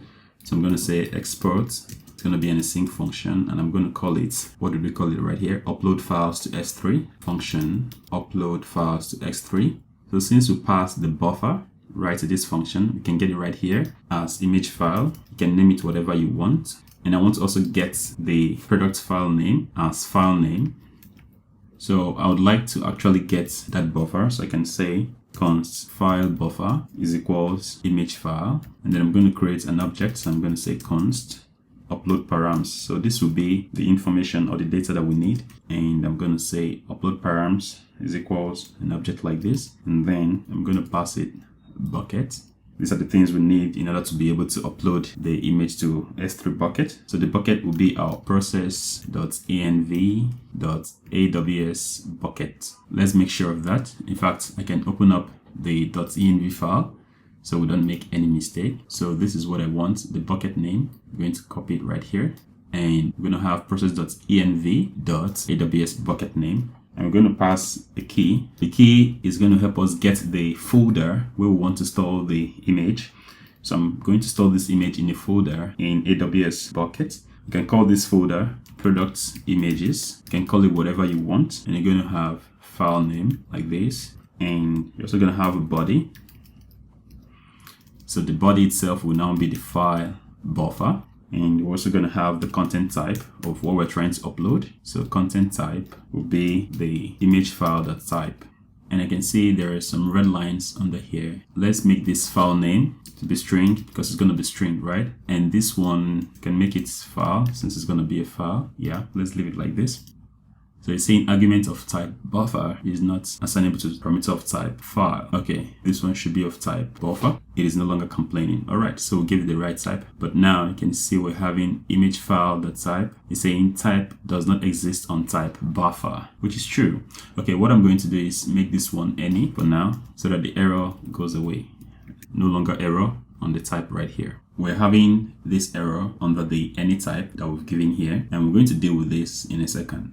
But now, after creating this object of upload params, we're going to need the SDK from AWS. So we're going to open up our terminal and then go to this one. We can clear out this one, the previous installation we did, and you say npm install, and then we're going to say AWS SDK client S3. So it is this that will help us to actually upload the image to our bucket. I'm going to click on enter and install it. Now we're done installing this package that will help us to send our image to our S3 bucket. Close off the terminal, and right after this upload params object, I'm going to come down here and say new put object command, and it's going to be coming from AWS SDK client S3 right here. So it can be imported automatically if you click enter, and within it we're going to put our upload params like so. We can actually store this in a variable. So I'm going to say const command is equals new put object command upload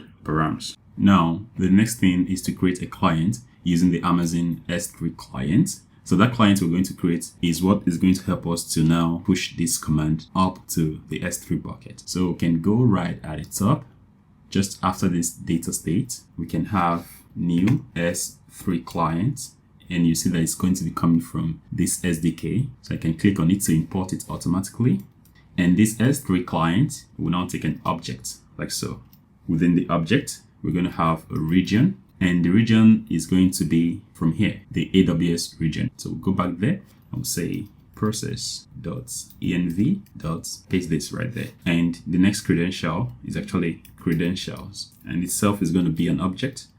So we're going to provide the access key ID, and it's going to be process.env. And then let's copy the access key right here, this one, and we'll paste it right here. And it's also going to take a secret access key, which is going to be process.env.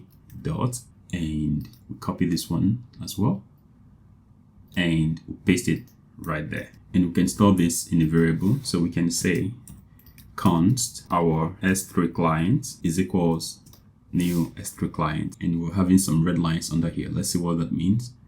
Argument of type region and all of these is not assignable to parameter of type S3 client config, okay, or empty array. All right, so what it is trying to say is that it's possible that this one might not be available, the credentials we've provided here and even the region. So what I'm going to do is just put this here to say that it's going to be available, and after doing that the errors are gone. Now we're going to use this our S3 client to finish the job of pushing our image to the S3 bucket. Can come down here and say await our S3 client dot send. So there will be a send function right there, and what is it going to send? It's going to send the command that we have here. And because this send function can actually throw up an error, we can wrap this in a try catch block. So I'm going to introduce a try and then put this right here. And I'm going to have a catch block to get the error in case we get an error. And then we can just console log the error. And if everything goes on well, if we're able to send this command, then it means that we can get the URL. It means that the image has been uploaded to the S3 bucket. Otherwise, we're just going to get an error here, and we use this catch right here to log the error to the console. So if we're able to send it, we can now create a variable of const image URL, and we can now get the URL. How do we get the URL after sending? Let's go to our AWS website. So right here, if we go to the S3 buckets, so let's search under services, S3 bucket right here, click on this. And then we have our bucket right here. I'm going to click on it. We have this lady red dress that we uploaded from earlier that we toyed around with. So let's click it and see what it looks like, the URL. You can come right here and you see that we have this as the URL. So let's copy this and let's go back to our VS Code and we'll create a string and we'll paste that right here. So this is what the URL of the images we upload up to our S3 bucket is going to look like. We have the HTTPS product form bucket, which is the name of our bucket, .s3.eu.1.amazonaws.com, and then we have ladyred.jpg. But what I want to do is take this one out, because if you look properly here, we're having this folder. We want to create a folder called product images, and then we have the file. So we're going to have product images, and then we're going to concatenate the file name like so. So this is what the URL that we're going to be uploading for any image is going to look like. And I'm going to save, and then we can return this image URL. So I can say return image URL like so. Now let's try to deal with the errors that we have. Right here, we're still having this error under the any, and we have error under the upload params. So for this one, let's remove the any right here and make this buffer, because right here, when we call the upload files S3 function, we're passing it buffer, and buffer is right here. And this expression here is going to return a buffer data type. So now the error here is gone, but now you're saying that the type here does not exist on type buffer. And what we just want to get is the type of the image that we uploaded. So what we can do is to actually pass the image itself to that function. So as a third parameter, we can say product image file. So we can pass the product image file because it's going to have the type on it. And we're going to accept it right here. So I can say prod image file, and that is going to be of a type file. And here we can just say prod image file dot type. Okay, and that solves the error. Now for this one, it's saying no overload matches the skull, overload 1 of 2 and everything. It's saying property key is missing in type bucket, string and everything. I think this is supposed to be capital letter instead of small letter. Yes, and as soon as we correct that, the error is gone as well. So we don't have any more errors inside of the file. We can now save. Now let's go back to the products and see what we're having there. We're having errors here because we're no longer having these errors. We didn't use it anymore. We can save. So now it means that we've already created the functions that we need to upload our image file to the S3 bucket. So I'm going to minimize my VS Code window one more time and bring up our web application on the browser. And let's try to test things out. But before then, in this function, the upload files to S3, after getting the image URL, we want to actually log it to the console. So right before the return statement, let's log it to the console and see what we get. So console.log image URL like so and save. So now let's go to our browser and try things out. Let me open up the terminal on my VS Code. So Ctrl backtick and go to the server. In fact, because we've made a lot of changes, what I'm going to do is stop the application running by pressing Ctrl C on my keyboard, and I'm going to clear things out, and then I'm going to start up the server one more time. So I'm going to say npm run dev, and it should restart the application. And right here on the browser, you can just try to refresh this page. So I'm going to go localhost 3000. Yeah, and everything is compiled, everything is working. Yeah, we have this. So now let's try to submit a product or create a product when we don't have anything right there. And yes, we're getting the errors. It's saying please write up to 3 characters for product title and all of that. So let's do that. Let's write for the product title. It's going to be shoes, and then describe what the product is about. I'm going to say beautiful shoes for simplicity, and product price is going to be $56. And image, let's upload a very beautiful shoe, and I'm going to upload, and we'll see it right there. So we can create product, and right here we get this message that says, are you using a stream of unknown length as the body of put object request? Consider using upload instead from AWS SDK lib storage. Okay, I think this is just a newer implementation since we have the up-to-date version of NextJS things must have changed. And you can see right here, we're getting the URL of our image. So product images Adidas shoes. And that means if we go to our Amazon S3 bucket, we're going to see this folder, the product images folder. And we're also going to see the Adidas shoe 1.jpg. Now let's check it out. So right here, if we go to our Amazon S3 bucket, we can click on the product form bucket, and you can see this is the ladyred.jpg image we had from before, and this is product images folder we created just now. And if you can click it, then you see we have Adidas shoe 1.jpg right there. This is awesome. And if we try to open this up, we're seeing this alert that says the file Adidas shoe 1.jpg could not be opened because it is empty. And why is that? Okay, let's try to put in another image and find out why this is not opening properly. Now let's go back to our browser and let's refresh this page. And let's have product title again. Let's have dress. Let's have beautiful dress. And let's have product price as 60. And let's upload another image. So let me try to upload this lady dress that we uploaded from before and send, create product. Okay, it's sent and we got the image right here. And we're still getting this message. Let's go back to the AWS bucket and find out if our image has been uploaded successfully and if we can open it. So let's refresh. We have the ladyred.jpg image as well, but this is still 0 bytes, which means that it is empty indeed. It means that something went wrong with how we uploaded the image. So you can see here, we're still getting the same alert. Now let's go back to our VS Code to trash things out. So what I'm going to do now is stop the server and refresh our terminal on VS Code, and then restart the project by saying npm run dev. And we're also going to refresh our browser. And now everything is ready again. So let me close up the terminal and let's look at our code one more time. We're able to get the image sent to our S3 bucket, but the problem is that the image size is 0 bytes. That means our image is virtually empty.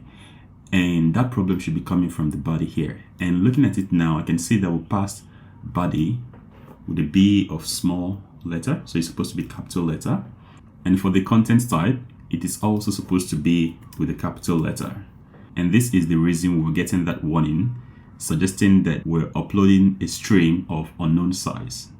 Now let's try this again and see if we're going to get the image properly this time. So for the product title, I'm going to have dress. Description, I'm going to say beautiful dress. And for the price, I'm going to give 90. And I'm going to upload that ladyred.jpg image and then click on create product. Right here I get the message product created, and let me open the terminal on VS Code, and here no errors. So now let's go back to our S3 bucket and see if the image has been created. Remember, a folder will be created along with it, this product images folder that we've specified here. So let's go. Alright, so we cleared our folders, and let me refresh, and right here you can see we get that product images folder again. And let's click and see, yes, we're getting the ladyred.jpg image, and now we can see we've really gotten the image this time for 7.4 kilobytes instead of 0 bytes. And let's click on this image and click on the URL, and yes, it is opening up the URL, which means we've been able to get our image properly stored in our S3 bucket this time. And instead of our VS Code, you can see the URL to that image is also here. Now that we've gotten to this stage, let us try to make our UI here a bit more efficient. You can see after filling this form, we have this message right here, product created. But here we still have the forms that we filled in earlier on. We still have the dress, the product title, beautiful dress for the product description, and 90 for the price. And we still have this image preview. So it is a good thing that after filling the form and submitting, and it is successful, we want to be able to clear the form inputs. So let's try to do that. What I'm going to do is actually commit our project so far. So I'm going to come here and I'm going to enter a message, AWS image upload successful, and commit, save all and commit, and then publish the branch. And the branch we're publishing is this AWS Server action. All the code we've had up to this point will be in this AWS Server action branch. And I want to open up another branch. So I can click right here and then go to branch and then click on create branch.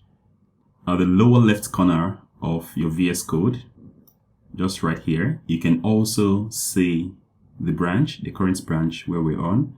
You can also click that, and then from there, you can create a new branch. And I'm going to call this branch making UI more efficient. Click on enter, and then we can also publish that branch right away. So the branch is published. Now you can see that we have making UI more efficient branch right here. So our code will continue from here with the previous code from before. So I'm going to collapse this one. And now, in order to be able to clear the content of our form after filling, we can use the message that we get from the server. By that, I mean the state we're returning from the server. So if you check right here, if everything goes well, and that previous state has this message which holds the string success. And with that message, we're also displaying this product created on the front end. And we're doing that right at the top. Here you can see we're using that state.message and checking if it's success and then displaying this UI. We can also use this success message to clear the form if everything has been successful. So how do we do that? We can use useRef, a hook provided to us from React. So let's scroll up, and this one is no longer needed, so I'm going to take it out. So right here, I can use useRef, and you can see it will be coming from React. You click enter to import it automatically, and initially to be set to null. I can store this in a const, formRef. I'm going to call it formRef to be equals useRef. And we're going to give this formRef to our form.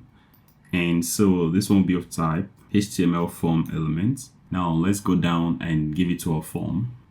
Right here on the form, I'm going to say ref, and ref will be equals formRef, like so. I'm going to save this.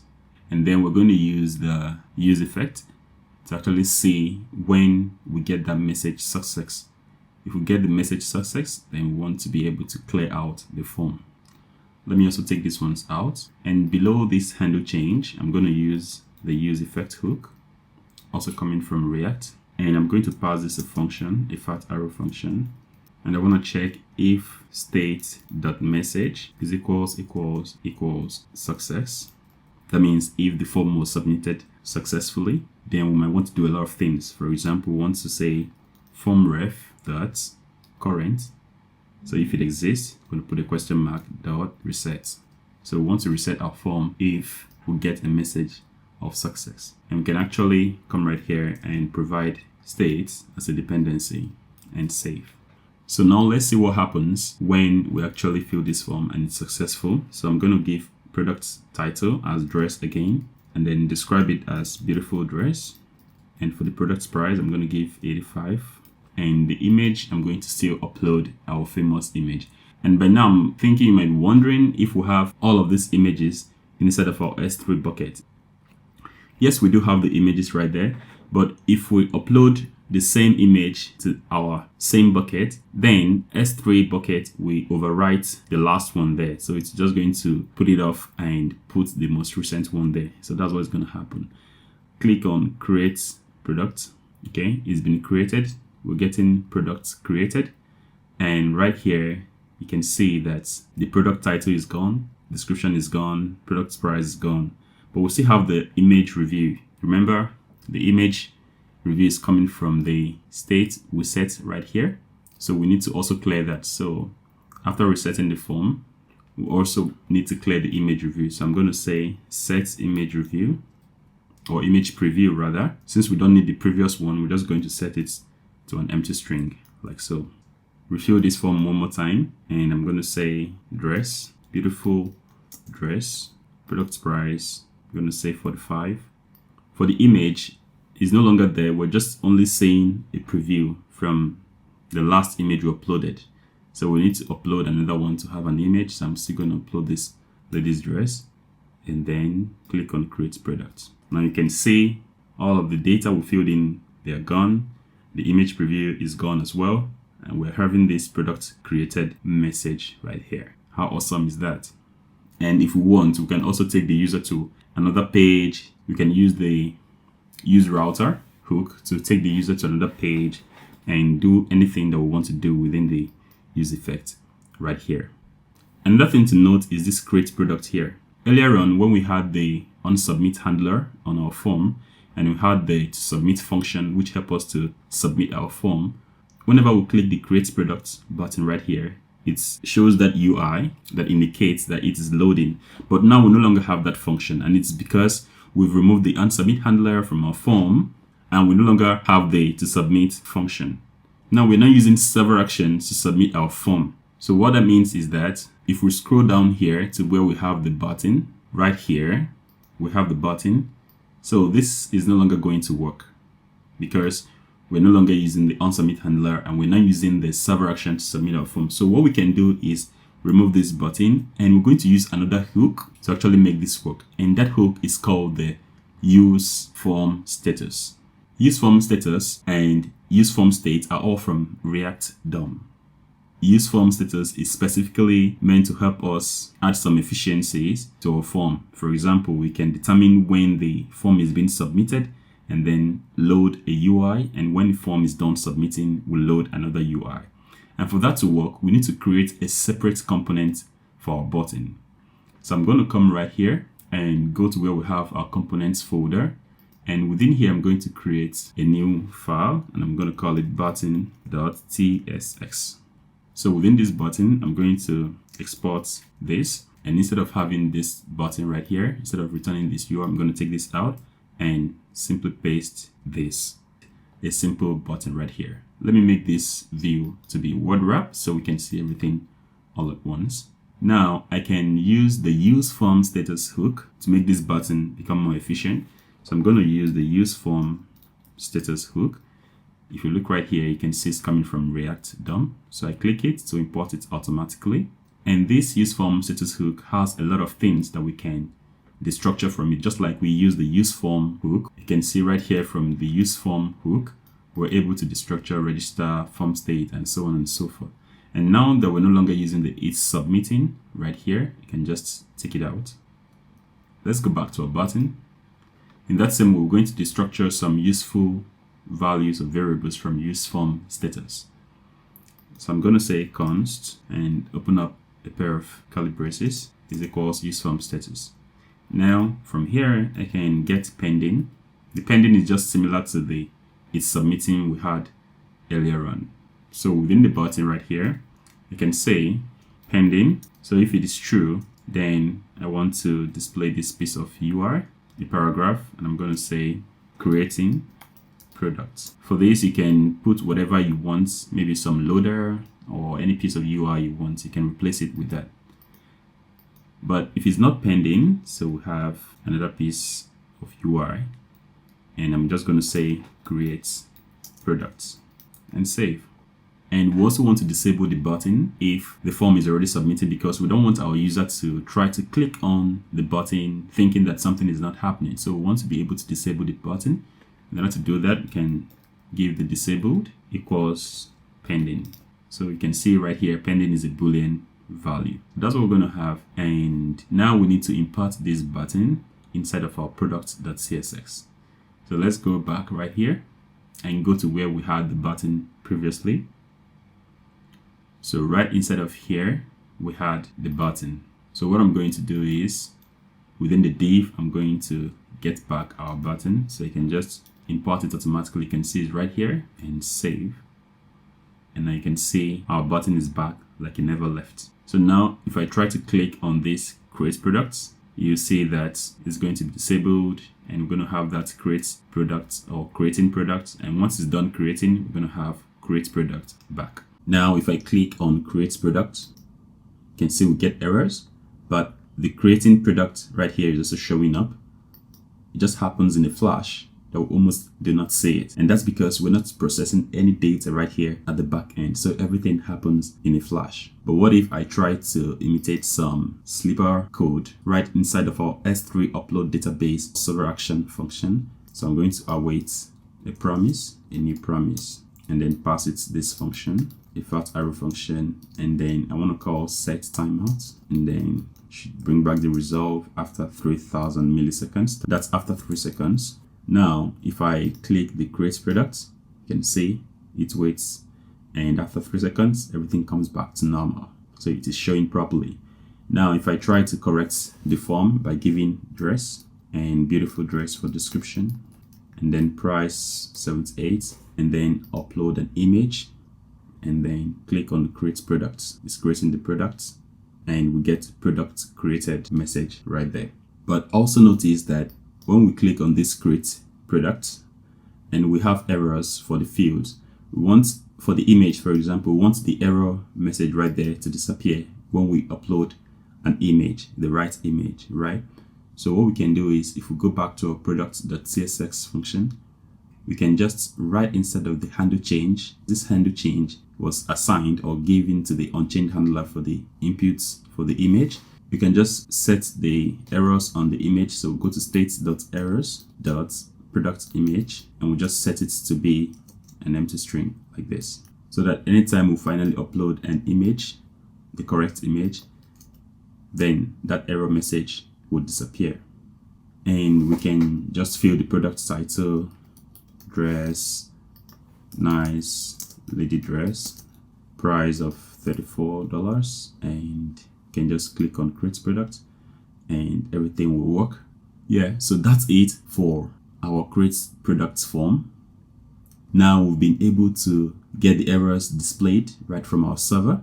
Here on the UI on the client, we've made our create product button more efficient, and we're also resetting our form. This is really, really nice. And then we're displaying this message if we get success back from the server, from the state that we've returned back from the server right here, this message. So if everything is successful, then we want to tell the user that the product has been created. Yeah, so and this form is really, really working properly.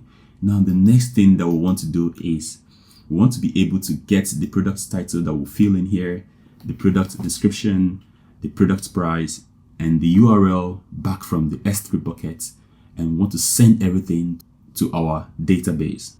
And for this project, we're going to be using the MongoDB database. And yeah, so at this point, what I want to do is go back to the server action and just take away the sleeper function I had here earlier on and save. And for the button, everything is good on save. And also I've created another branch, the MongoDB upload branch. So inside of this branch, we're going to be working with our MongoDB database.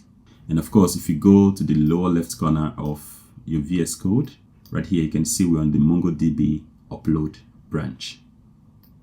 And in fact, if you click on there, you can see the branches that we have. We have the main branch, we have the AWS server action, we have the making UI more efficient, we have the MongoDB upload now. So this is the branch where we're currently on. Now, in order to start working with our MongoDB database, let's go ahead and visit the website. And right here is the MongoDB website. And the data you store there is stored in form of documents, almost in like JSON formats, instead of using tables like you have in relational database like SQL. So if you don't have an account with MongoDB, you can go ahead to create one. You can click here to sign in if you already have an account. Right here is the MongoDB database. I've been able to log into my account. I'm going to close this one off. And right here, you can see I have some projects already. So what I'm going to do is click on new project right here. And then give a project name. So I'm going to call it NextJS RH Forms. You can call yours anything you want. And I don't want to use any tags, so I'm just going to click on next. For members, so you're going to add some members. By default, the owner of the account will be added as the first member, that is the project owner. So I'm just going to click on create project, and then here it comes create a cluster. So this is about your provider, the region where your database is going to be, and some other specifications. I'm just going to click on create, and then I'm going to choose this free one right here, and then I can leave my cluster name to be cluster 0, and then make AWS to be the provider, default provider right here, and my region will be Hong Kong. You can change your location to any one that suits you, but I'm just going to leave it at Hong Kong. And for tags, I don't need any tags, and I can just click on create deployment. And right here, you have a way to connect to our database. So we need these details in order to create the database. I'm going to leave my username as Dominic Ebere. And then for this password, I want to create my own password. For my password, I'm just going to say NextJS RH Forms 2020. And then you can always copy this password just in case, because we're going to use it to try to connect back to our database later on. So now we have a username of Dominic Ebere, and we have this right here as our password. So I'm going to create, we'll be told to choose a connection method. So you click on that, and I'm going to use the drivers. So right here, we're going to get a connection string with which we'll be able to connect back to the database from within our app. You can see now we get this connection string, and you can see it also has our password, NextJS RH Forms 20. So this is username and this is our password, all contained in this MongoDB connection string. So everything is ready. Copy this connection string and go back to our VS Code and paste it right there. Right here within our VS Code, I'm going to the .env.local file, and then I'm going to say MongoDB URL equals and paste everything right here and save. Now let's get back to our MongoDB and finish things up. So now that we've copied the connection string and pasted it in our VS Code, we can just click on done right here. So everything is set up. Now you can see we're on NextJS RH Forms right here. You can go to database. Database will be where we store our collections, and collections are just like tables in SQL. So for example, we can have the product table or the product collections, and inside of that product collection, we're going to have different products. So what we need to do now is go back to our VS Code and try to create a database from there. And you can see right here, you can load a sample data set. You can add your own data from here too, but we want to be doing that from our application. So what we need to do right now is go back to our VS Code and see the way we can actually create a database and create collections. What I'm going to do is close down some of these files that we have opened. And in order to be able to connect to our MongoDB database from within our application, we need to install some dependencies. So we need to install Mongoose and MongoDB. These are the tools that will help us to connect to a MongoDB database. So what I'm going to do is open up the terminal and refresh the terminal. Okay, this is our server. And let me go to this one. And right here, we can do npm install. We're going to install Mongoose and we're going to install MongoDB. Now, everything has been installed properly. And if we go to our package.json, right here, you can see that we have MongoDB and we have Mongoose. So with these two, we're going to be able to connect to our MongoDB database. Close this one off and delete this one and close on the server. Now we want to create the file where we try to connect to our MongoDB database. So I'm going to create that file within the lib folder. So instead of the lib folder, I'm going to create a new file. We're going to call the file mongoose.ts. Within this file, we're going to export a default function because that's the only thing we'll be exporting from this file. So we can export the default async function. And we're going to call it connect to MongoDB. So instead of here, we're going to open a try catch block because most times when we try to connect to the database, we can have an error. So we want to make sure we catch that in a try and a catch block. so catch any error that we might get trying to connect to the database. And we can just log the error to the console. And then within the try block, we can do mongoose.connect. You can see mongoose will be coming from mongoose. So as soon as I click this, it gets imported automatically for us. So I'm going to do mongoose.connect. And you can see that this function takes a URI, which is a string, and then some other option. So the first thing I'm going to pass to this connect function will be the MongoDB URL string we created right inside of our .env file right here. So I'm going to say process.env.mongodb URL. I think that's what we call it. Let's see, URL. Okay, so you make sure it's the exact same spelling. And for the second argument, we'll have a database name. I'm going to say DB name, and we can call this whatever we want. In this case, I'm going to choose NextJS product and save. And anytime we try to make some sort of communication with the database, for example, we want to fetch some data, or we want to delete some data and all of that stuff, we need to first of all connect to our database, or at least make sure that we're connected. And if we're already connected, we don't want to connect again, right? So right here, we can just declare a variable and call it isConnected, which is going to be of type Boolean, and it's going to be set to false initially. And within the function, we want to first of all check if we're already connected, right? So I can say if is connected, that is, if it's true. What we want to do, we just want to log something to the console, and we can say MongoDB already connected. But if not, we can now try to connect to the database. And of course, after trying to connect to the database, we want to set this connected to become true and save. And so this check is going to run before we even try to connect to the database. And what we want to do is, if it's connected, we just want to return. So if we return this console.log statement, then this one will not run, right? Yeah. We also want to make another check. So sometimes it's possible that the MongoDB URL that should be here, the connection string, is not there. So we want to check for that. So we can say if not, and then we can say process.env.mongodb URL. In that case, we can also return, because we don't want to try to connect to the database when there is no connection string in the first place. So we can just log it to the console and say MongoDB connection string missing, and save as well. So we're going to be performing these two checks before we try to connect to our MongoDB database. And one last thing that I would like to do inside of this function is to make sure that whenever we want to communicate with our database, for example, if we want to fetch some data, that is, we want to make some query to the database and get some data, or upload some data, or store some data, what we want to do is to make sure that the query that we're performing is actually based on the structure of the data that we have in the database.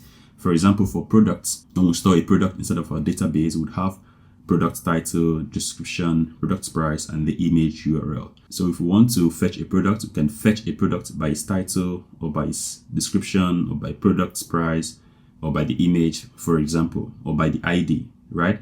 But we don't want to fetch a product, or we don't want to make any query for that matter based on product category, because right here we don't have anything like product category. So we want to make sure that it's strictly based on the structure of our database.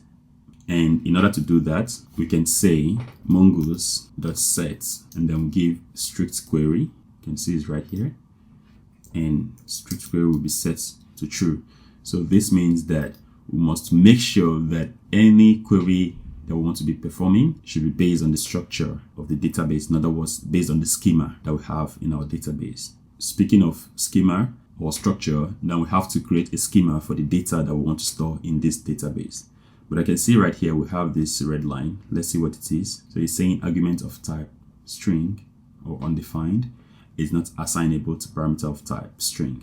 So what that means is that, of course, this MongoDB.connect function expects a string, but it's saying that it's possible that we don't have this string. So what we can do is just add this exclamation mark here, telling it that the process.env.mongodb URL would be available. All right, so and the error disappears, and we save. So we now go ahead to create a schema for the data that we'll be storing in our MongoDB database. Schema is just the structure of the data. For example, we're going to be having product title, description, product price, image URL, and all of that stuff. And in order to do that, I'm going to come right here, and then I'm going to create a different folder. And that folder, I'm going to call it model. So within the root application, we're going to create a folder, and we're going to call it models. And within the models folder, we're going to create a file called products.model.ts. So within this file, we're going to create a variable. Let's product schema, let it be equals new schema, like so. And this schema will be coming from Mongoose, not Zod. So you can see it gets imported automatically for us. So within the schema, we're going to have this as an object, and then we'll start to define the structure of the data we want to store, right? So for example, we're going to have product title, and this product title will be of a type of string. So when we store it in our MongoDB database, it's going to be of a type of string. Remember to have the string written in capital letter, string, and it's going to be required. So set it to true like this. So I can do the rest for the product description. I'm going to copy this and paste right here. And so this one will be for product description. It's going to be of a type string as well, and it's going to be required. And this one will be for the price. It's going to be type string, and it's going to be required as well. And for this one, we're going to have product image. The URL is going to be type string, and it's going to be required as well. So now we're done creating the structure of the data to be stored in our MongoDB database. So after this, we can now use model, still coming from Mongoose right here. We click to import it, and then for model, we want to set this product schema on a particular model. So what I'm going to do is provide this quotation marks, the string, and type in the name of the model. So it's going to be product. You can see it's capitalized, the P, and then we're going to pass off the product schema. In short, what we've done here is we've created a schema right here. So schema defines the structure of the data to be stored in the database, while model will help us to use that structure. Model is also coming from Mongoose. So model is going to help us to use the schema that we've defined. And what we can do is to store it in a variable. So I'm going to say const product is equals model product schema. And when we build up our application and we try to connect to MongoDB database, this model will be there for us. If we try to upload a product to the database, then this model will run and we'll have the products collection created. In connecting to our MongoDB database and trying to make some query for the product, we're going to return a product that exists in a models object. So we can say models and then provide product. Or else, if we don't get a product model, that means we've not yet created that model, in which case the right hand side of this code is going to run. That means we'll now create this product model right here and save. So what this code is doing is checking first of all if a product model already exists. If it exists, then it gets returned. Otherwise, we're going to create a new model with the product schema that we've defined. And finally, we're now going to export this product right here, the product model. So I'm going to say export default product. And in fact, it's not supposed to be models product like this. We're supposed to do it models.product, because it would mean that the product is already existing in a set of models. But if it's not existing in that model, it means we've not created it yet. And then we'll have to create it here on the right side of this expression. So yeah, with this, we have a schema of the objects or the data that we want to store in our database, and we're getting a model. So like I said, schema defines the structure of the data we'll be storing there. Models help us to work with that schema. And in most applications, you have a lot of schema. So we want to get the models.product right here. We could also get models.users, models.sellers, models.vendor, and all of that stuff. But we want to get for the product. In which case, if it doesn't exist, they want to create a model for the product. So that's why we have this code like this.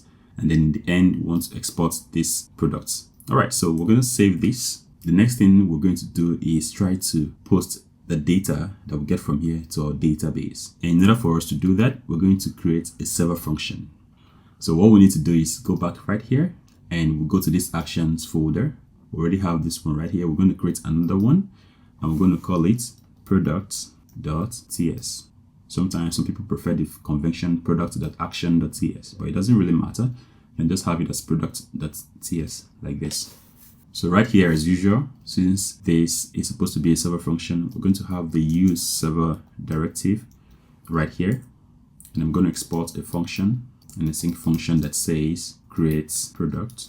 And in order to create a product, we need some parameters right here that will pass to the create product function when it is called. I'm going to get it as params, and they're going to be type of product params. And this product params, we're yet to define it.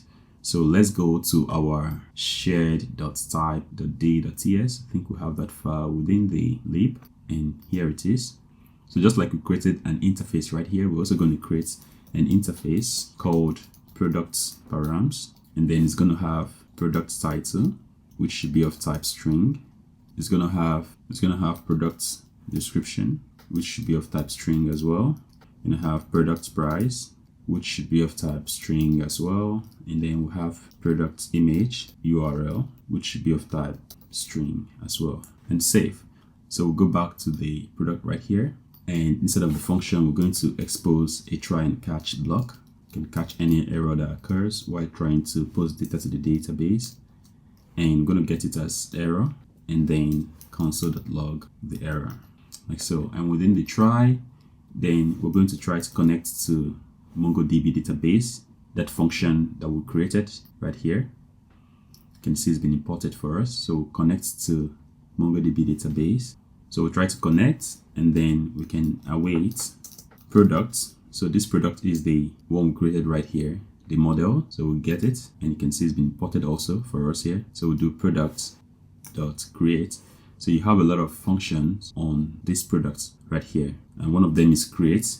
You can update, many update ones. So these are functions that we use to interact with the database. You can create, you can update, you can delete, and so on and so forth. So this time we want to create, and we want to create a product using the params right there. So we can save. So now we've created our create product server function, and that means that we can now go back into the other server action, this s3 upload db.ts, and after we get our data right here and run those validations on it, and everything goes successfully well, and we also upload the image URL to the S3 bucket, and of course we're getting the image URL. Now we no longer want to log it to the console. We already know that the image URL will be stored in right here if everything goes successful. So within here, we now want to call our server action, our create product server action. So we can await that right here and say create product, and you can see it's coming from product right here. And then we're going to be passing it those params that we should pass to it if we want to create our product. So we're going to be passing it an object, and we'll have product title, and product title is going to be coming from, we can get it from the product data, the one where we actually use object.fromEntries to process, and it's having the data that we got from the form. And of course we also use this parse, the product schema.parse, to process the product data. So it's good that if everything went well, it means that the data we have right here is also good. So we can use the data here, the product data. So we can do product title will be product data dot get product title right here. And then we can do for the other ones. So I'm going to actually copy this one, Ctrl C and paste. So this one will be product description, and we're going to get the product description. And the next one will be product price. So we'll change this one to product price, and we're going to be getting the product price. And the next one will be product image. So I can just say product image URL.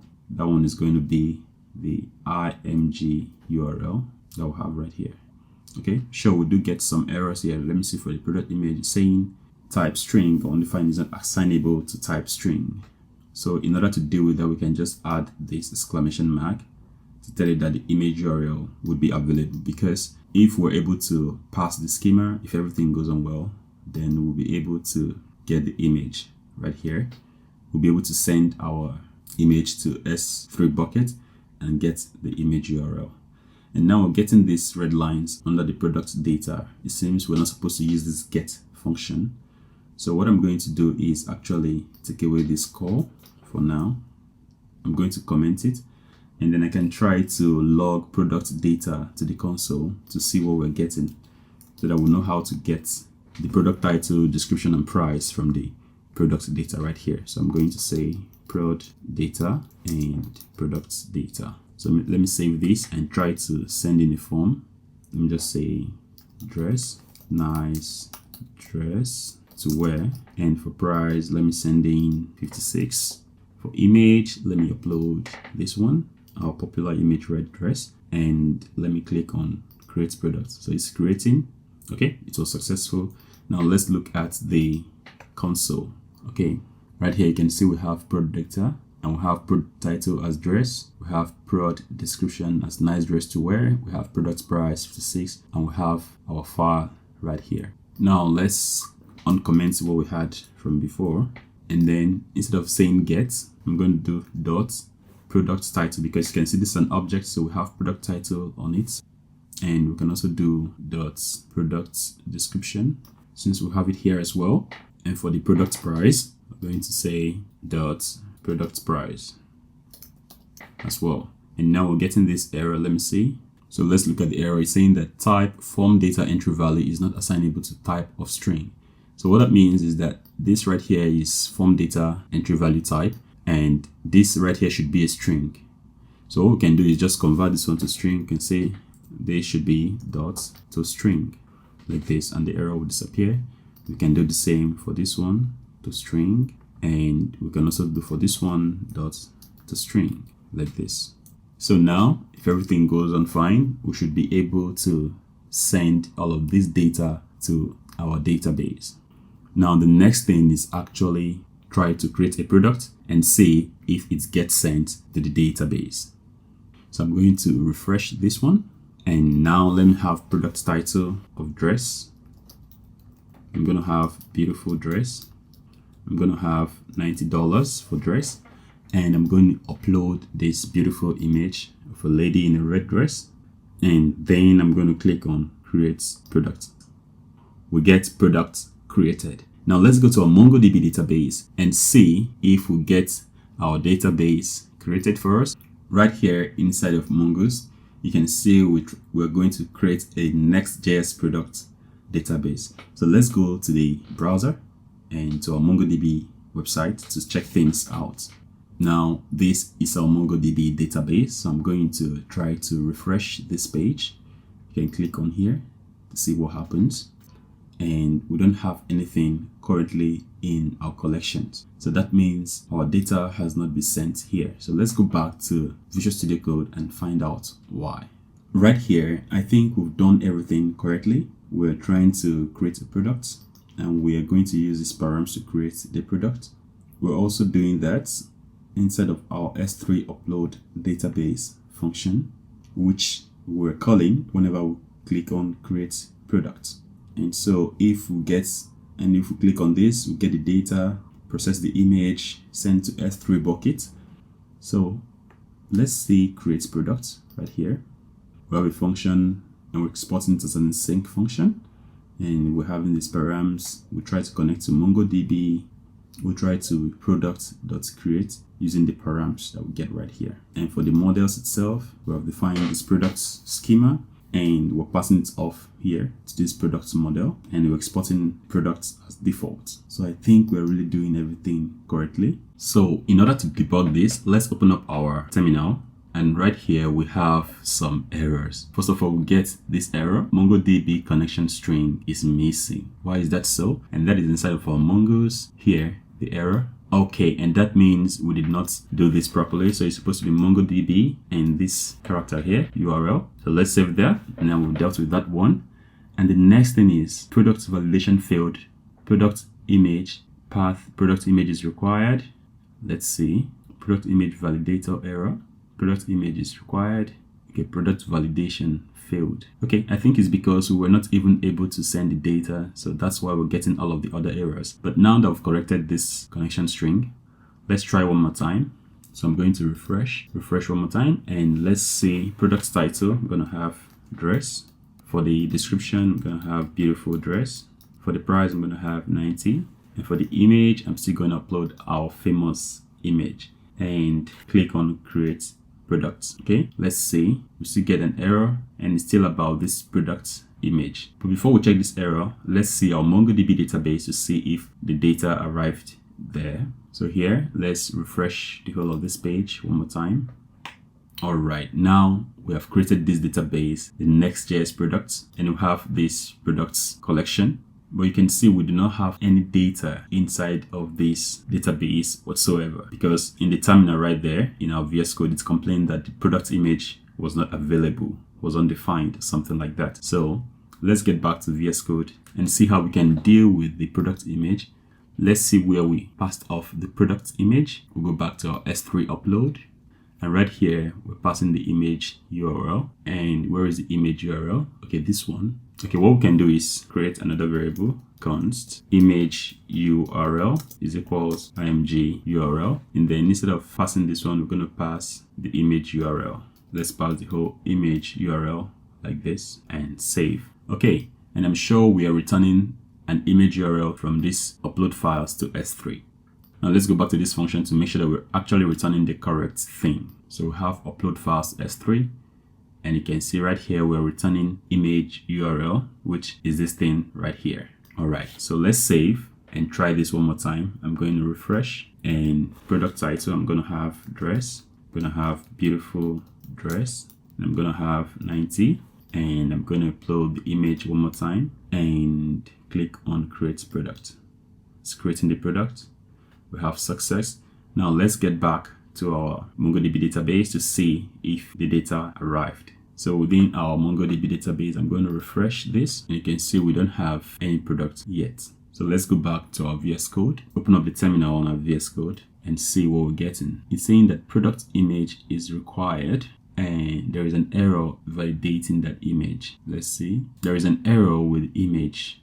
Now we're sure that the image is giving us problems. So what we're going to do is actually try to log this image to the console to see what we get. So I'm going to have a console.log statement, and I'm going to say our image URL just to see it on the terminal when it comes around. So I'm going to have image URL right here and save. So let's try this again and keep the terminal open so we can get the image logged onto the console. So I'm going to have code dress and beautiful, and I'm going to have 90, and for the image I'm going to have lady red.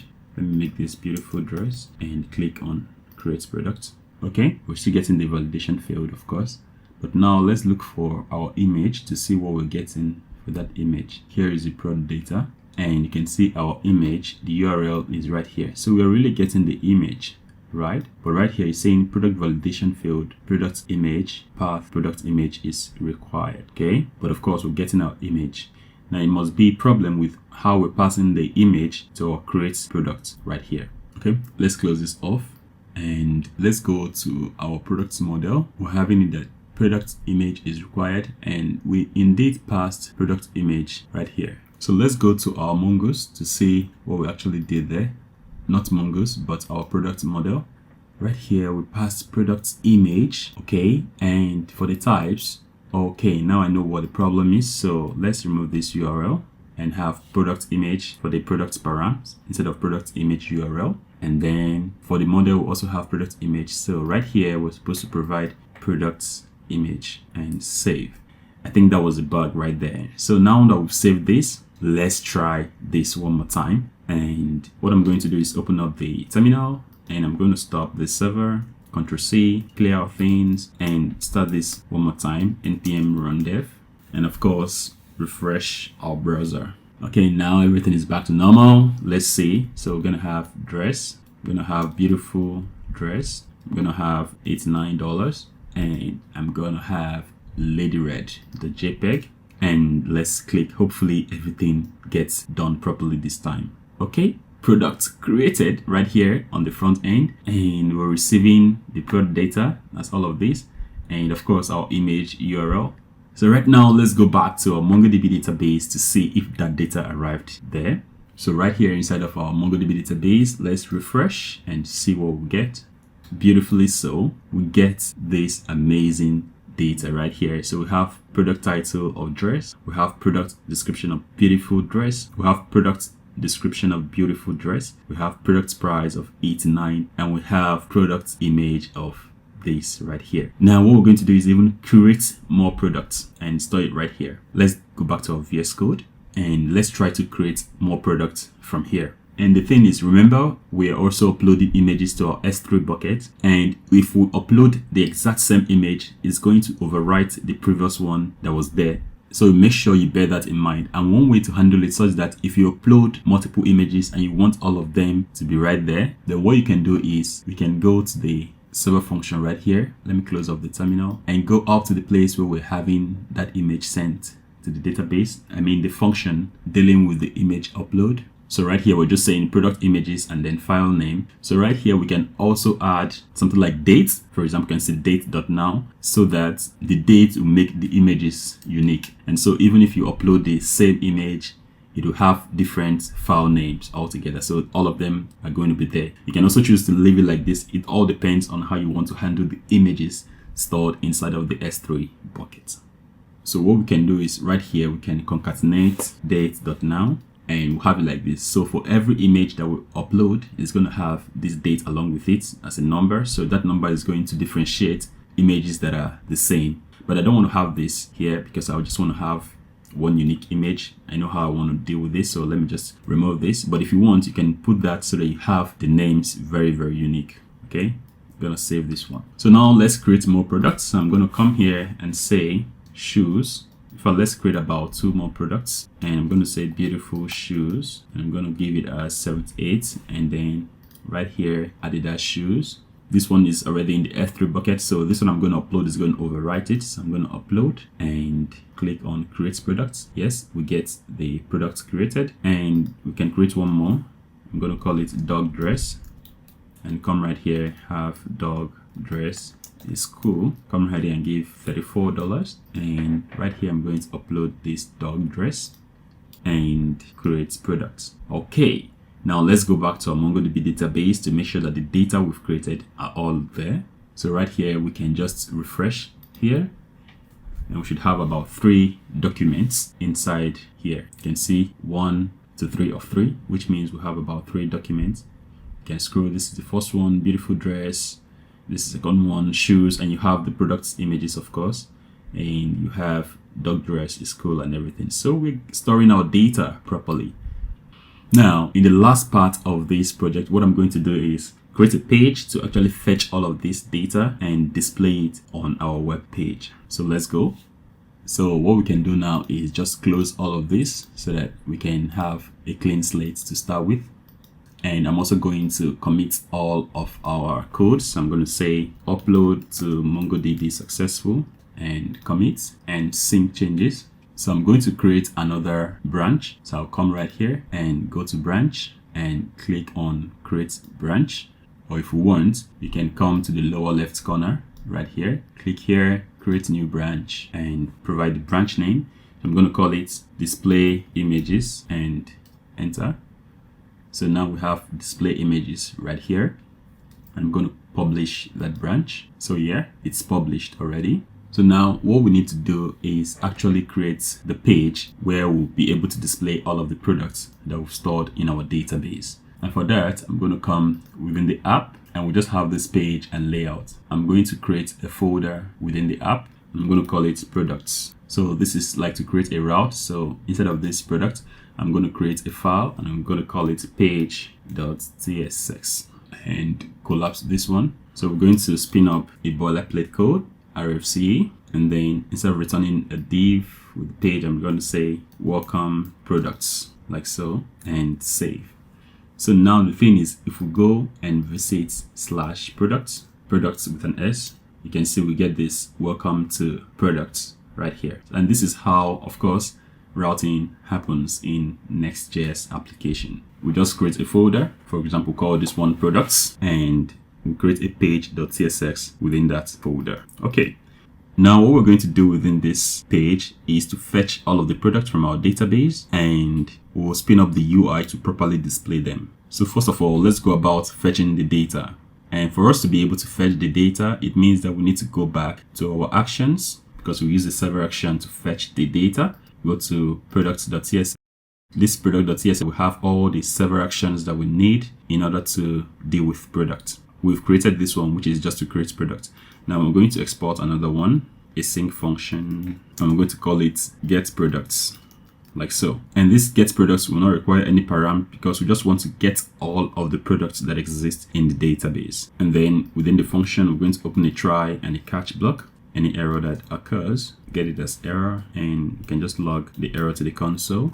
And within the try block, right here, we can try to connect to database, and then we can await products.find and just provide an empty object like this. And we can store this inside of const all products is equals await product.find and all of that. And then we can just return all products like so and save. So yeah, this is what get products is going to look like. And now within our page.tsx, we can try to fetch those products. So if we want to fetch those products within this page, you can just simply say await and then get products. And it's coming from actions right here. Pass an empty object to it. Since we're having an await here, we need to make this an async function like so.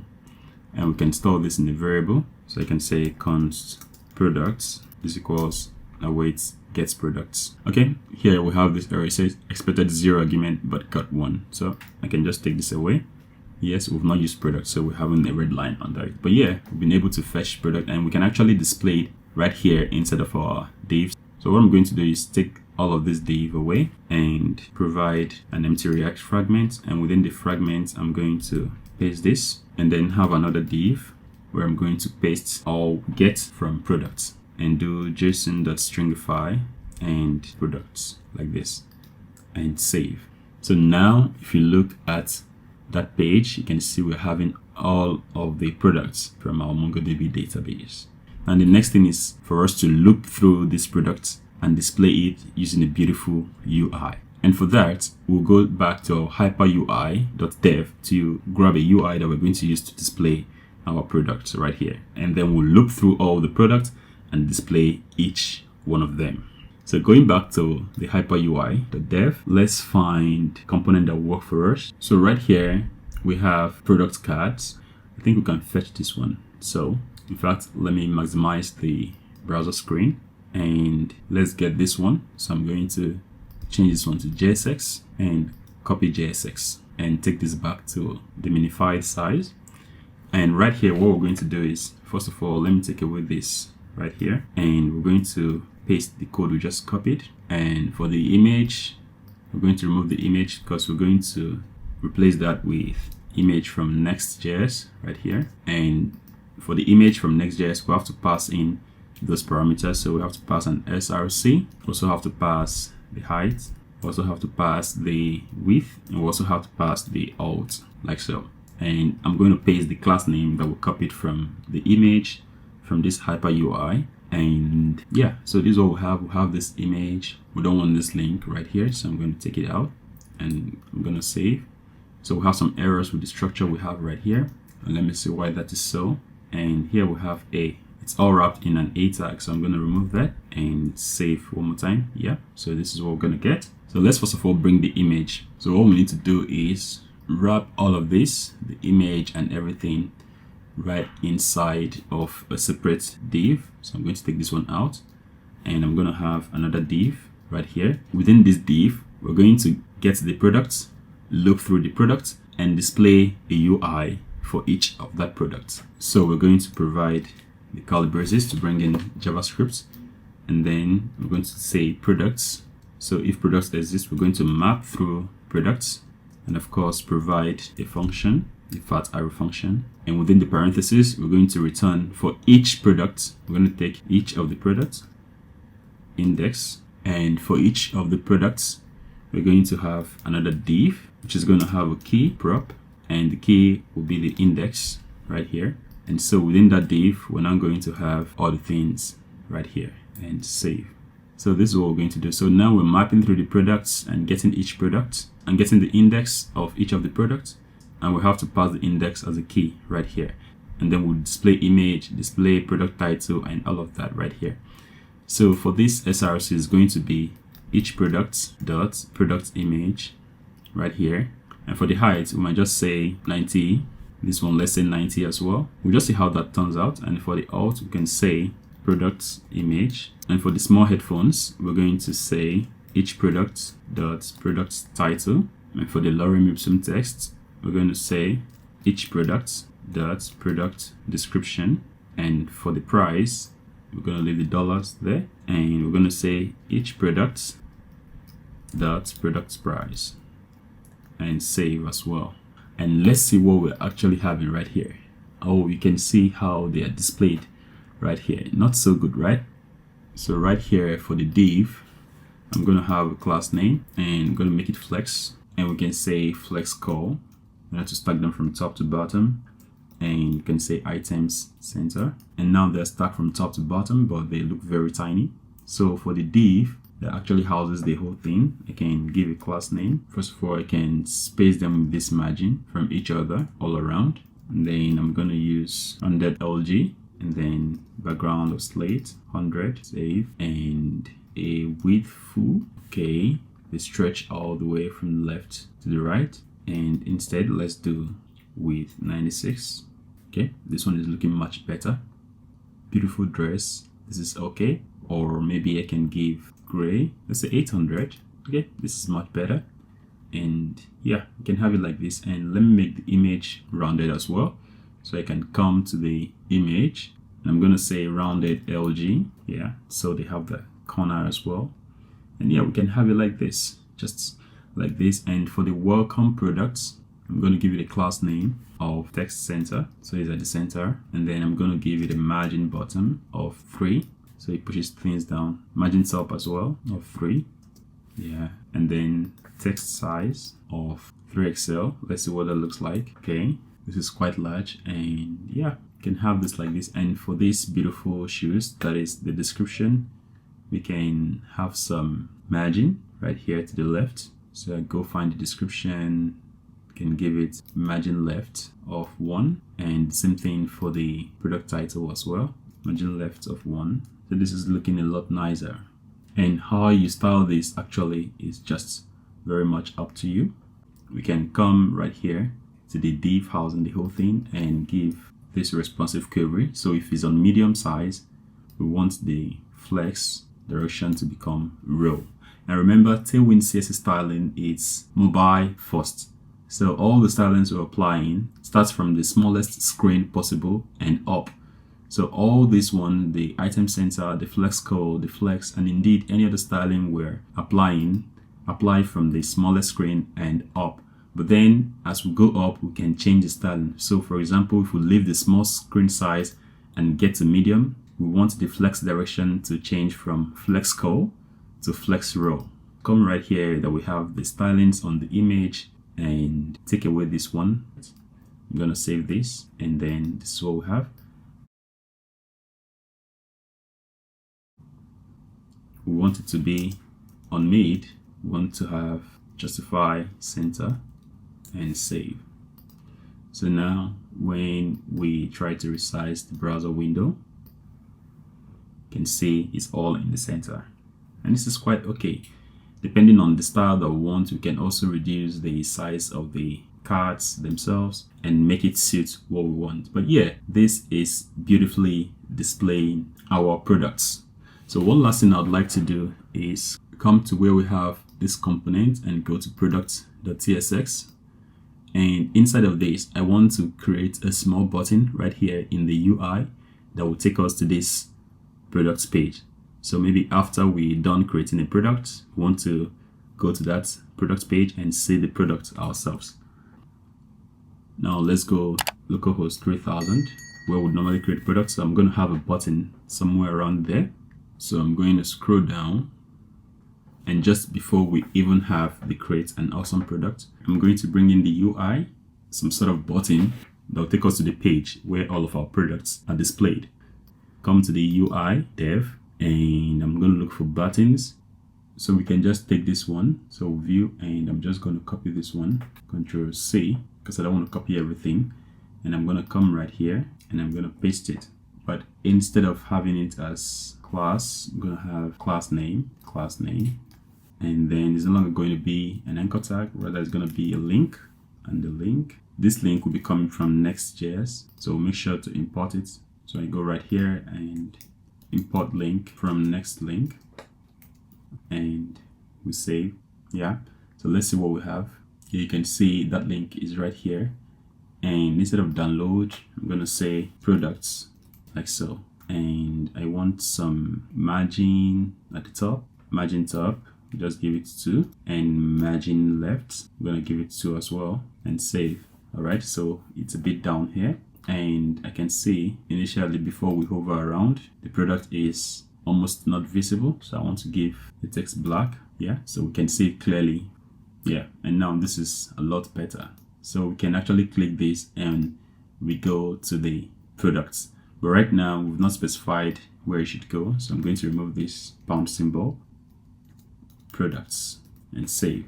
So now what happens is that when we click this, we go to the products page, and I think that's very cool. Now on the products page, we also want to be able to get back to the main page once we're done viewing the product that we want to view and all of that. So what we can do is go back to this products.tsx and copy the link we just created right here. Come right here, and we can paste it as well. But this time we need to say slash. That means you should go to the root of the application, and this link needs to be imported from Next, like so, and we save. So instead of saying products, we can say create a product. So when we click create a product, it takes us to this one. Now let's create another product, add it to the database, and see if we're able to get that product displayed on this page. Right now you can see there are about 1, 2, 3 products. So let's create another one. Come right here, product title, I'm just going to say good product, and I'm going to say best product now. For the price, I'm going to have 13, and for the image, let me upload this lady's shoes, and then create product. Yeah, now product is created. So if we go to product, we're seeing it right there.